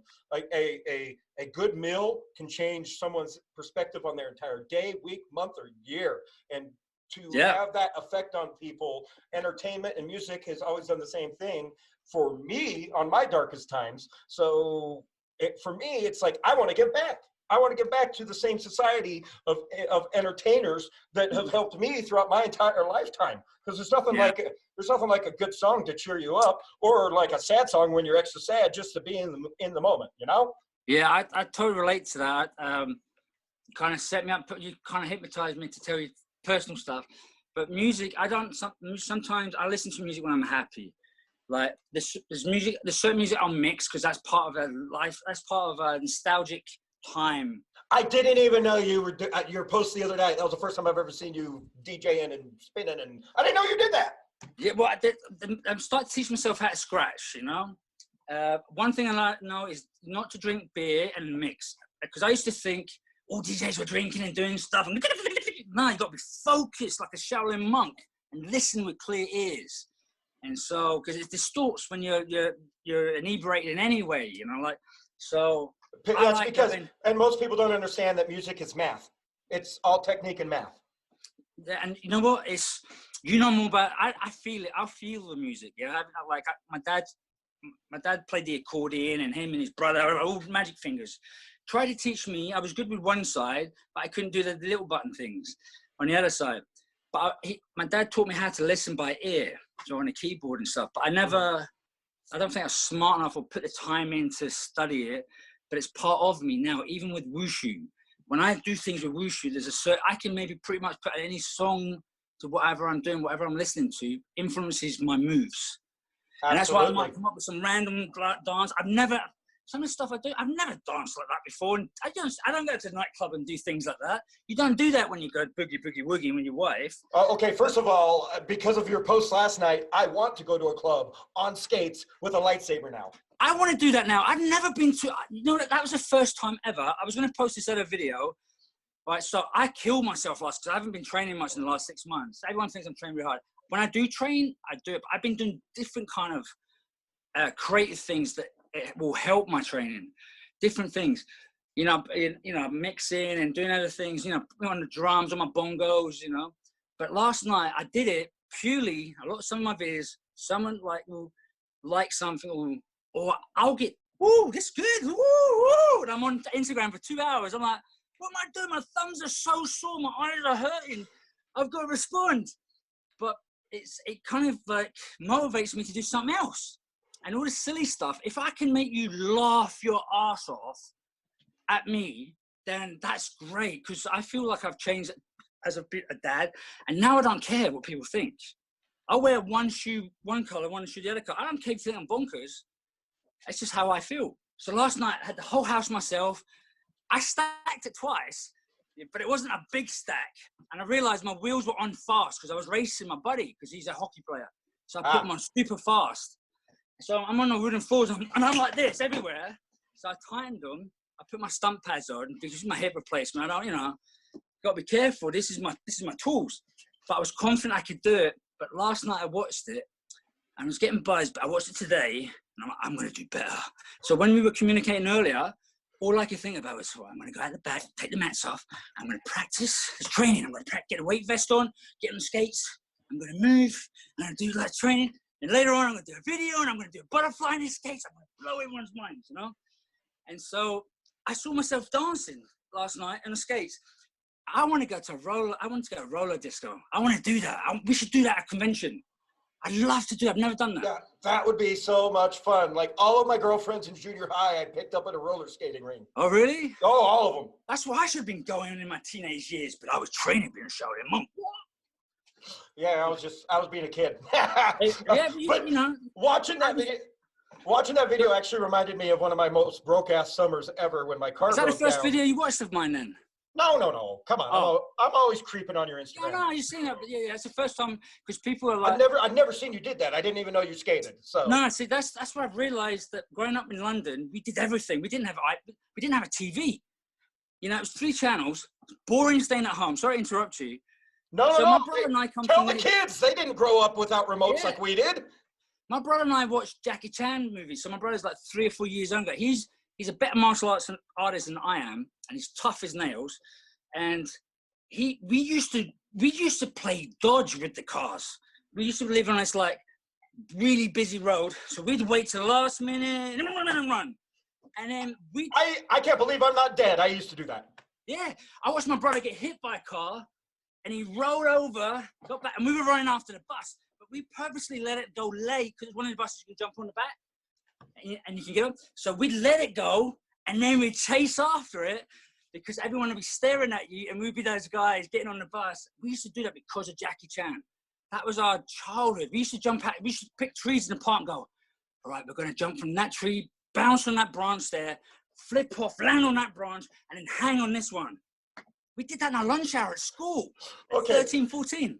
You know what? Because I was raised a redneck in Idaho. That's what we used to do during the winter. We would chase cars, grab onto the bumpers, and then ski behind them. What? Yeah. I would have loved to have done that. Oh my God, dangerous and stupid, but a blast. My son would like that. I did. When I was landing snakes, so I was wicked, man. Like I never, I remember coming out to LA and I had my headshots in the bag. I was staying with John Cantor. You'll see them at shows.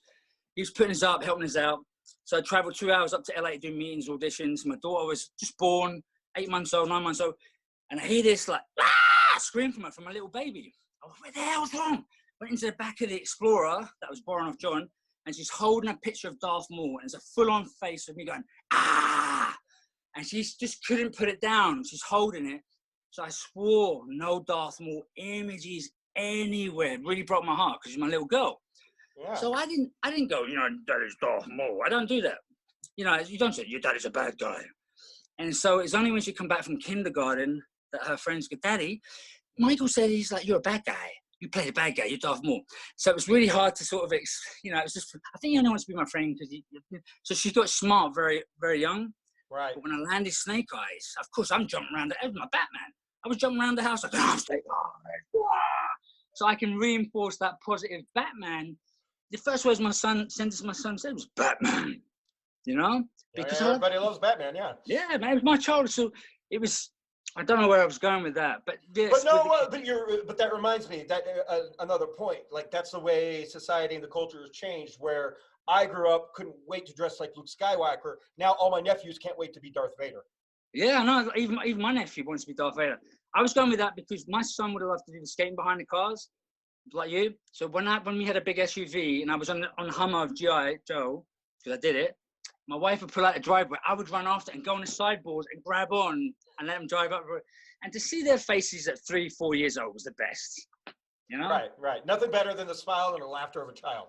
Yeah, it's the best. So I'm giving that sort of ADHD story. Well, we've gotten a lot of great stories. But yeah, look, and let me just promote your Instagram again, because that's you post so much stuff on there. You're being yourself. You're being real. And I think there is a disconnect in society, especially a lot with the newer, younger generations, that they don't understand that celebrities and actors and musicians, they're people too. Yeah. With extraordinary jobs, but people too. Yeah, back in the day, my agents that I had at the time, they didn't like me doing conventions, or they felt that you've got to be untouchable, Ray. You've got to be a mystery. When I found out that you can be in martial art movies, it completely changed my focus.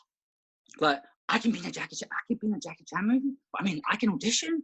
When I saw Richard Norton in one of Jackie Chan's movies and Cynthia Rothrock, I thought they were all magic. People weren't real, you know? And then when Jackie would show his stunts that have maybe mishapped afterwards, he's got a plate in his head. Those are the best. Whoa. That's what you wait to see. Then he's going to show us how he did that, because you're like, how did he do that? So for me as a kid, when my brother and I ran after, we knew it was real, you know. So it really, when Jackie says, "I am the special effects," that's really hit home with me. I want to be able to do everything. We were talking earlier about stunts and acting. I wanted to be the full package, even stand in for myself. I made a joke to my friend the other day, because I used to fight, or not fight, but like on X-Men, I remember Corey Yen saying to me, great guy, big fan of his, walk on set, and as we're told bounces up the walls, he was explaining it, and I kind of clicked, and I go, wait a minute, am I doing this? I hope I'm doing this. So I said, I'm doing this, yeah? And he goes, oh, no, this is what your stunt double was going to do. What? I want to do it. And he goes, really? You want to do it? And I said, yes, that's why I'm on this movie. Not because I'm acting, you know, like, come on. You know, joke, you know. It's not like Toad has a ton of lines, yeah. Yeah, and so a few of since Star Wars, it's been one of those, I want to do it all. If George can make me in 4 places at once, because I did one shot on this set, went to that set, did another shot, came back, did another shot. I didn't mind bouncing around sets and doing it, but it doesn't always work in modern movie making, you know. You can't be in 2 places at once, and it's really sad for me, because I want to do everything. Even on G.I. Joe, I wanted to be under the car, you know. I was like, I'll do that. On X-Men, they wouldn't let me blow out the window. I'll do it. You want to have your Indiana Jones moment where you're being dragged under and you got to climb up and kick some Nazi ass. I want to do it all, because you learn. I was confident enough to do it, and it makes the character part of me. I've done worse. I've been through worse, but I get it for insurance purposes. But I joked with my buddy the other night, and I said, you know what? If I have to fight for me jumping out of a car at 50 miles an hour and doing a forward roll on the concrete and then running after Storm Shadow or a bad guy or a good guy, he can do it. I'll just do the acting stuff. He can do that. He can go and do the stunt. Let him have it. Wisdom comes with age. Yeah, I'm like, oh God, I'll just do that. But it's a joke. Of course, I still want to do it, you know? Right. But at our age, we do have to be more cautious, yeah. But things hurt a little bit differently. You get heavier as you get older, even though you're not heavier, but you're heavier. So you got any conventions coming up that you should be promoting in the near future?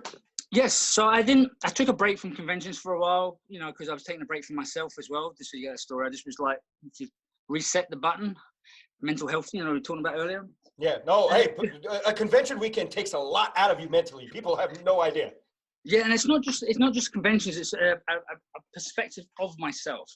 I was finding that I was on Instagram a lot, posting videos, and I was training just for Instagram. I was finding that it was becoming addictive. And so if I'm off Instagram for 3 days, there's something wrong with me. You okay, Ray? No, it's just that I need to take a break from me, because what was happening was we would have a joke and so we'd train, and it would turn out an Instagram posing thing. We'd do stuff so we're going to show it later on Instagram. My best training sessions is when I done video. because I'm in it for myself. But if I want to have an easy day and I do something that's different, this is good. Oh, I'm gonna video this just for myself, and then later on I post it. I'll post this. You know, no offense, and I really appreciate all the support I get, and it encourages me to do even better, because I never started it to be a role model or inspire anyone. I wanted to show that I'm doing it. Yeah, to get a job, I want to get more work. I'm not fat. I'm doing it. Even if I was fat, who cares? You know, it was one of those. I'm still got the passion. It will never leave me. I will do it. Like 5 months of training, I'm still twisting around and doing things. You know, it's always there. But and I'm really grateful for the support, and it has made me think more about things different. Now I'm thinking about teaching again now, whereas I didn't want to teach. I used to teach, and so I'm thinking about doing that. Because I think a lot of kids could benefit from your perspective. Yeah, and that's what I was thinking. You know, I never taught my kids, but I see kids now, and I've got a lot. The younger generation following me, and so I'm kind of feeling like the old me again. You know, when I start teaching, there's a different side of me that comes out, and I start remembering. Oh, well, I know this. Whoa, wait a minute, and my brain starts doing crisscrosses, and I can't get the words out because there's a lot of information in here that I've just put to the side because I just train. I'm not saying this is a death technique in this. I'm just going, what would look good in movies? How can I stretch my body so far and make it look impossible? And it's all about a dance for me. But when I teach, and I went to teach my son, he punched my bag the other day, and then I felt awkward afterwards because I changed. I taught him how to punch it, and I tried not to use any words that were associated with hitting anyone. And because I wanted to teach him properly, so he wouldn't hurt himself, and teach him a good punch. If you're going to do, and so the punch is the last thing you do, because once you close that fist and you twist and you make contact, that's it. You've lost your self-dignity, you know, unless you really have to. And that's why I never punch the bag angry. I never get angry at it, because once I did do it and I almost broke my wrist, and I was angry at myself. But it's always artistic. So I taught him, but I felt sick afterwards. So I used the words like, if you had to defend yourself, I felt sick teaching them that. So I did what my teachers do: get a piece of paper, and you do if you do a proper punch, not a boxing punch, but a martial art punch, we twist. It's called a midsection punch. If you can snap the paper in half without touching it from the air, then you've got a good punch. So I taught him that, and he was fascinated by a pizza box. I said, look, there's a difference. If you just throw a punch, you know, hear the sound. But if you just snap it, there's not a lot of power, but speed. You know, Bruce Lee, it goes whack, it cracks like a big bell. It goes bang, and he was just amazing. I hardly touched it, and so it was a nice little game. And that's when I got a piece of paper out, because it is trying to snap a piece of paper, just holding it without touching it. Some ninja stuff there. No, and you're right. Once you've thrown that punch, like you have lost a little bit of yourself. I was a bouncer at a bar where really? we had a fight every Tuesday. I actually broke up a knife fight that I was the key witness for 6 years to put that guy in prison. And wow. Oh yeah. I used to pick people up and pile drive them. What? Wrestle moves, use their head to knock open doors. Like, these are dumb drunks taking swings at me who's sober. Like, I don't like to fight. Like, the fact that you think you can take me right now, you're just being stupid. Wow. Like, I know I could never take you. I don't even like to fight. But at the same time, it's like, I knew, you know, once you get to that physical thing, you are losing a little bit of yourself. And you've lost the fight. And like I said, I prefer to talk my way out of a fight. I hate fighting. Yeah, me too. I mean, I like pretending to be artistic and do a fantastic routine, but I don't. When I hear stories about people looking for fights, I get really, I cringe from personal experiences. You know, I've been on the wrong receiving end of that once, and well, especially as a martial artist, people want to step up to you and challenge you. Well, I don't walk around like a martial artist. I don't go, you know, and that's what I want people to know. You know, just because I do really fantastic things in movies doesn't mean I'm a badass in real life, like what you think in movies. You know, I can't fight my way out. I mean, I'm from the old school fighting. You won't see me go, blah, blah, blah. I'm running away, you know, so I'm not, you know, it's not me, you know, and so Don't be disappointed. Well, in this day of bullying, and now most of bullying is done on social media, I think that's a really good message that kids need to hear, especially from Darth Maul. Well, yeah, you know, I've got a friend who's telling me stories about 8-year-olds thinking about killing themselves and having thoughts like, when I was 8, I never thought anything like that, ever. So so I look at my kids and I look at them, and sometimes you're in your own world and you're busy, and I'm focusing about how can I improve myself, but not really paying attention sometimes, you know, like, because and parents do that when you're tired. And then I said to my wife the other day, I was like, if I could read minds, then I would know what's going on with the kids, because you never know. Right. And it's been happening a lot more. It's a lot more. And the good thing is, it's this help, you know, we know about it, you know, it's not, and it just saddens me, you know, like kids would think that to go there, you know. Yeah. Sorry to interrupt you, man. Sorry. No. I wasn't trying to interrupt you either. Like, yeah. and you're right, and that's the way society has changed so much compared to when we were kids. Yeah. Yeah. I mean, I never even heard my mum and dad say things. I've said things out loud because I'm just angry myself, you know, like, oh, I'm sick of this, or, you know, I came out to LA to work as an actor, you know, and we were talking about conventions earlier. I know actors that want to do a job so they can do a convention, you know, which is fine. It's great. Conventions are wicked. It's the best. You know, it's fun. You get the right nerd role, you can make money the rest of your life just signing autographs. Yeah. You know, and people used to look down at it as a shame. I still have a hard time getting around in my mind the autographs, selling for photos. It's still really, it's like, that's why I don't teach at the moment, because you get it for free. And I'm not a very good businessman, because what happens is when I used to do privates, and I was Darth, and then, oh, wait, you want to train with Darth Maul? So it'd be like, from £50 an hour, it become £200 an hour, because everyone's telling you that's what you should be charging because you're Darth Maul. And so I was like, what? So yeah, I knew I'd never make money not make money, support myself and my family from teaching, because all of my peers, they just about got by, but they loved it. And the thing is that I watched my mum and dad scrape and suffer, borrow money from all their neighbors and shopkeepers to send me to Malaysia at 15 when they had no money. I remember Christmases we had no money. And then, so I've had a thing about Christmas for a long time, because it's right. Just because Christmas doesn't mean you're going to get all loads of presents, but you do. Santa does bring presents, but it's about being with each other as well and all that. And so I just remember those times, and it stuck in my head. I went to Malaysia and China. I never got charged once. And you'd always offer, and the masters would be getting up at 5 in the morning and train you and teach you new forms. And so it has something in me.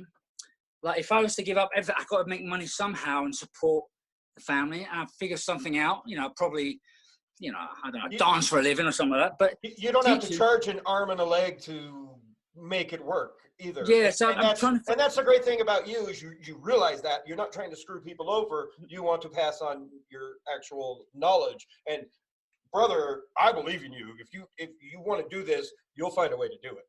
Yeah, like if you want to come and learn from Darth Maul lightsaber stuff, yeah, I'm going to charge you the secret stuff, because I work my arse off for all that stuff. The grinding and the suffering and crying every night when I was younger. I'm joking. But, you know, but if you come up to me at a convention and you say, I'm a martial artist, you do this, and then that's what happens. If you ever notice, if I get really excited when I hit other people come up and talk about martial arts. Not that I'm showing myself off. They just remind me of my old self. It's not like I have to prove myself. I like hearing what they can do. And then it just kind of just buzzes me, and then it makes me want to do more martial arts. I want to learn more. I feel like I know nothing. My body just goes into play whenever a certain beat is on, and I just move. And whatever I've done over the years, it just falls into play. But it's, I wouldn't know what the best technique would be to do, what the best martial art is to do. The best one is one that you enjoy just for yourself, you know? Right. I came on here thinking, I'm only going to do 10, 20 minutes, 30 minutes, because I got some training to do. I want to get outside and skate. I'm going to get my lightsaber. I'm going to post another video. But now it's going to be midnight before I might get to do that. They're sick of me. You know what? I should have known better that we were just going to talk. This is going to be like a 2-hour podcast with the other guests. But no, actually, this is a good place to end. And yes, man, you're great, man. We've covered so much. I can't wait to see you again in person. It's been a while.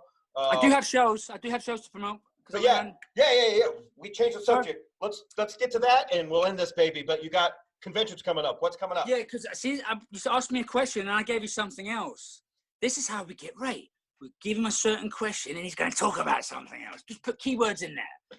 ADHD, brother. Okay, upcoming cons. All right, so I'm last minute booking to Ace in Boston. Ewan McGregor's going to be there. Ooh, nice. Ace, great convention run by Stephen, old friend. They used to run Wizard World Convention. He puts on a good convention. I recommend the Ace conventions. That's awesome to hear. What else? It was all last minute because I kind of was like taking a break, and then I suddenly went, hey, I want to get out there. I want to do something now. I want to do something now, like this weekend. So there's a few I've just missed I would have done. So that, and then Kentucky. I don't have the contract in front of me, but it's the following weekend after Ace. Hold on one second. I can tell you now. Hold on. Which your fans can find as you post them coming up on your Instagram and social media. They're still being confirmed and stuff like that. So it's 2 coming up next month in March. Oh, and awesome. then I'm going to Argentina in May, which is I'm looking forward to. Ooh. I had to cancel 2 shows last year that I want to revisit this year because things are going on in my life and personal. And I just need to readjust. But Panama and Colombia, I want to do that again. So if anyone from Panama and Colombia is wondering why I cancelled, I will hopefully be there this year or next. I would like to do that. I've heard really good things about the Panama convention. Yeah. Yeah, I'd like to do it, but it was just, I want to take the family with me and I want to make it a nice trip.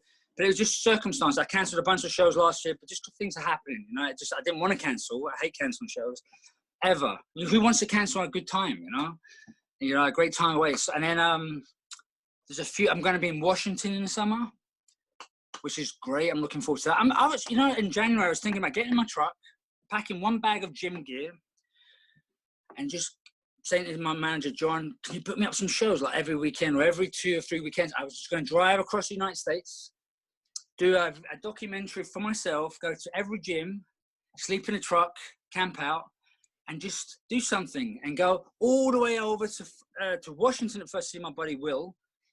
He's a deputy sheriff. I was going to go and hang out with him and help him build his like gym and stuff like that because I've said I would do it, bring my tools. And then it was just like, hey, let's just go and do a road trip and just by myself. And maybe I'll find a dog along the way and he'll follow me. And it'll be like Timber. And we'll have this new life thing going on.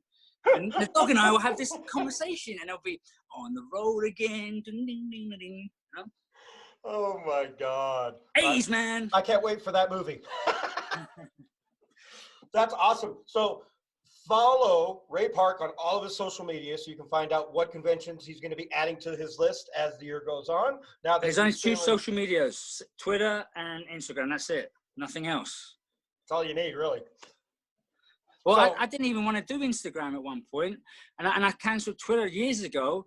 And then people start advertising me at shows and fans come, you were supposed to be at that show last week. So I had to sign back. I was anti all of that. And then I had to sign back up just to keep in check.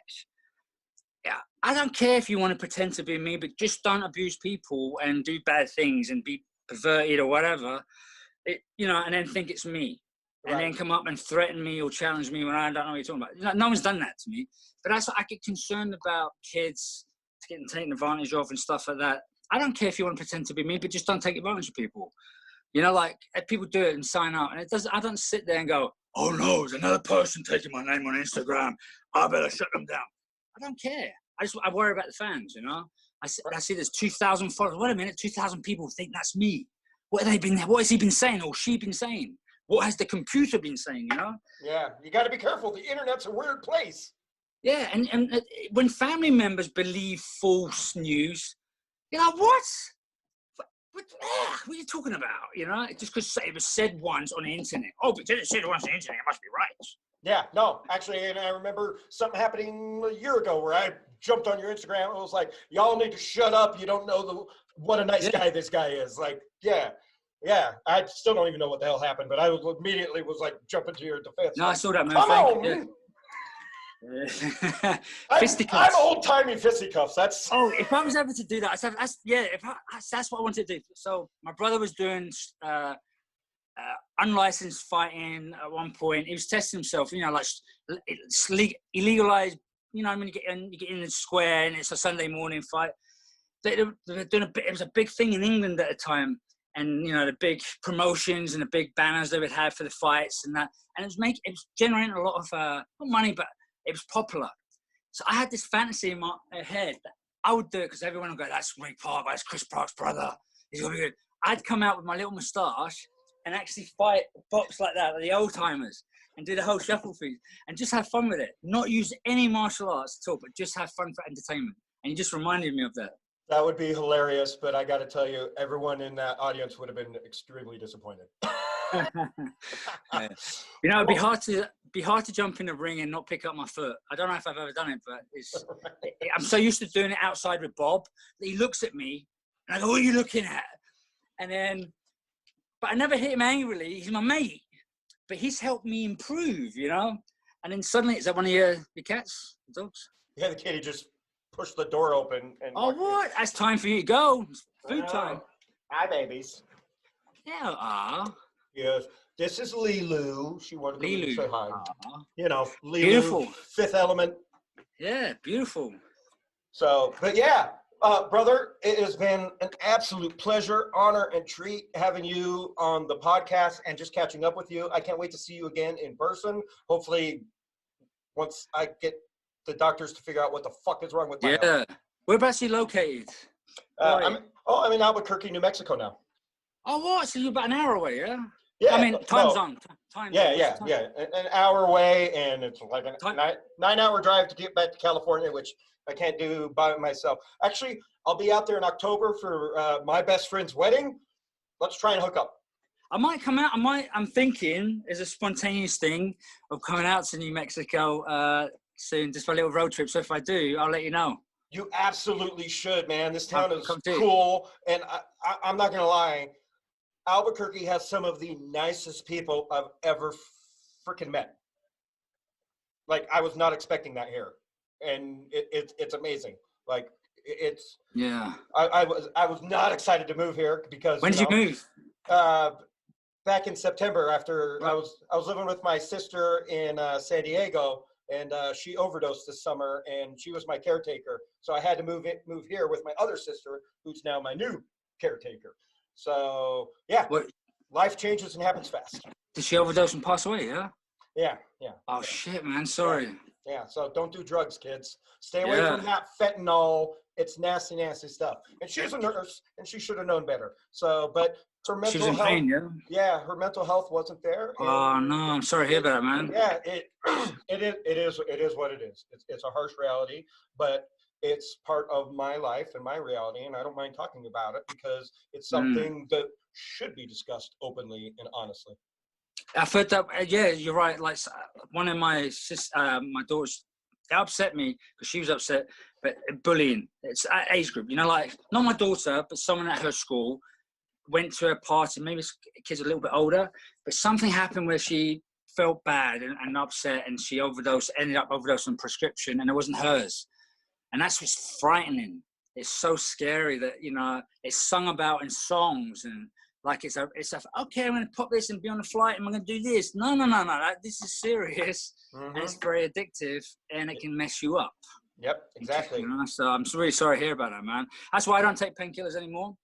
I swore not to take them. Even when I was in pain, I don't want anything. I just want to know if it's okay. Extremely addictive. Yeah, but when I had my hip surgery, I had to take them because it was scary. But I don't take them, and I don't want to take them. You know, but I can see where you can get messed up and hooked.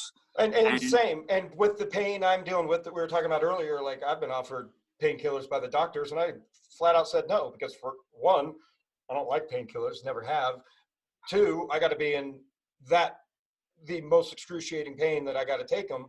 Yeah, exactly. And three, I have been in that kind of pain, and they didn't touch my pain. So if it's not working for the amount of pain I'm in, what's the point? Yeah, well, you start just taking them, and then it's like more than you're supposed to take if you're not in pain. My wife always says to me, "You never take painkillers when you're supposed to." I don't want it. I don't want them. I took a Tylenol for the first time in a year, just recently, because my hip is killing me. It's waking me up at night. So I'm eventually have to get my other hip replaced. He told me that when I had my first one done. So I was cranking, and it's my good leg. I'm like, blah, blah, blah, blah, blah, blah. I know I'm messing myself up even more. Really, I should not be kicking, been doing yoga and doing little exercises, but no, I want to go all out, put it in the best gear I can and just go, go, go, go. So last night was a terrible night for me last night. I was in so much pain, like it was annoying, but I welcomed it. You know, it was kind of weird, but it was annoying. It stopped me from sleeping the last couple of nights. But I do not want to. I'm looking forward to it. No, I don't want it. I want to do. You know, it's just. I know from the first hip surgery what to do better now. You know, because I had Solo coming out. I wanted to be recovered fast. You know, speed up, because you know. But now I'll just let you know. As long as you go in there fit and healthy, you'll bounce back quicker. Yeah, the body's amazing. The body is an amazing self-healing thing when done right. So yeah. Yeah, I hope everything works out with you, man. You know what? It will. I have faith, and you know, life moves on. You deal with it the best you can with the cards you're dealt. So yeah, exactly, man. Yeah. You know, hopefully I haven't made you suffer too much keeping you on. How long have we been on here? 2 hours? I don't know. I'll find out after I hit stop recording. Yeah, that's been me recently. I've just been doing this. Well, that's what happens when you're on your own. You sit by yourself. Yeah, I know. And there's another reason. Look, with everything I've been going on, I've been going stir crazy sitting at home. Yeah. I'm like, well, it's time to start the podcast back up from 10 years ago and just do it from home so that I don't go. This is for my mental health. So thank you. Yeah. You're actually helping my mental health. And you actually help. I said to my wife, I said, I don't normally do podcast interviews. I told you at the beginning. And I said, but I like him, and it's Paul, I wanted to do it, and he's been asking me, and she goes, no, it'll be good for you. You need something to stick to and have a routine, you know, because I'm free and do things and train whenever I want. But yeah, and especially what you went through, man, as well. It's been a lot for you as well, you know. Keep focused, man. Well, it is, and you know, positivity is a choice. It doesn't mean I don't recognize the negativity and everything else, but staying positive has always been one of my monikers. Positivity breeds positivity. When you think positive, you speak positive, you act positive, positive things happen in your life. You know, I do agree with that. I think Vic Armstrong, one of the gods of the stunt world, you know, Indiana Jones, he always had a smile on his face, and someone else told me a story that he always smiled and everyone else around him was always happy because he was always happy. Sometimes I choose to be in a mood. I feel a mood on, I want to stay in that mood. It's somewhere I'm comfortable with sometimes, but I do recognize now it affects everyone else in the family. Even though I'm not telling them and I'm not acting moody to them, but it's like, you know, you pick up. So I've learned now. It's energy, and smiles are contagious, like you're talking about, basically. And I agree with you. Positivity, man, does open up a lot of doors. Like getting out of bed and going, right, I'm going to get a job. I used to come out to LA and go, I'm going to get something this week. I can feel it. And then you land a job. You know, so it is something, it helps, keeps you motivated. Manifestation. Yeah. And there's a lot of stresses in life. You know, everyone thinks I'm living off Star Wars money and I'm all right. I'll tell you something. I haven't got any money in the bank. I'm just about paying my mortgage. Star Wars money was spent a long time ago. Doing one movie doesn't make you wealthy and rich, people. No, it doesn't. And doing TV shows doesn't. And if you get I don't do merchandise, but if you can get like sponsors and stuff through sports and stuff, you can support yourself. But it's just life, if you're not working, you're not making money, and that's why you go to conventions to subsidize that. Yeah, and be out there and be able, and it reinforces. Yeah, it does. You know, no one does conventions for free, but it's like I still like have my heart. That's what I said. And my buddy said to me, "Stop saying you'll do stuff for free. People are watching." No. My mindset before Phantom Menace. You know, I've got kids and mortgage and bills to pay, and believe me, those are really close. No, for the last 3 months, I've had no money in the bank, and I've behind 3 months in my mortgage and truck. But I'm not stressed out. I was, but I didn't want to train. But now I'm just like, well, whatever, you know, whatever. Yeah, I still got me. And keep just everything you're talking about and your energy and everything. I'm excited to see what's about to come your way because I think something will. I hope so, man. I hope it's something that I really enjoy, not for fame, not for money, something that I can just go, I'm really proud of this. That I can walk away from something going, I could have done that better. Why was I nervous? I can just, if it's acting or whatever, I just want to be really happy about it. And I always said, I would never do a job I don't want to do. No. Why? I was just going, why are you doing that anyway? Why don't you do a job you want to do to someone? But sometimes you have to now. But I still go, no, I'm doing a job I want. If it means me losing the house, I'm going to do my job. But it's not fun being stressed out and thinking you're going to lose the house. It's not fun at all. Whoever came up with the idea of bills monthly is an idiot and an asshole. I'm pissed off at them. Yeah. But brother. Yeah, man. Thank you very much for being on the show. I look forward to seeing you here in New Mexico or soon out there in California. Yeah, man. I'll be seeing you soon. And you know, like if you ever need anything or just a little chat, give me. You got my number now. Give me a little tinkle, and you're not that far away. And it's been a while since I've done a show. I always look at shows for, okay, I've got a buddy there. I can do this. I want to do that show. So yeah, I'll be seeing you soon, man. But thanks. Sorry for talking so long. I swore to myself, no energy drinks, just a coffee. Don't train first. Talk to you first. Because if I train, I'm going to be even more. So I'm just like that anyway. I appreciate it. I got nothing but love for you, brother. And too, I will man. see Thank you you somewhere down the road. Yeah, I'll see you soon, man. And keep strong and may the force be with you. SITH RULE!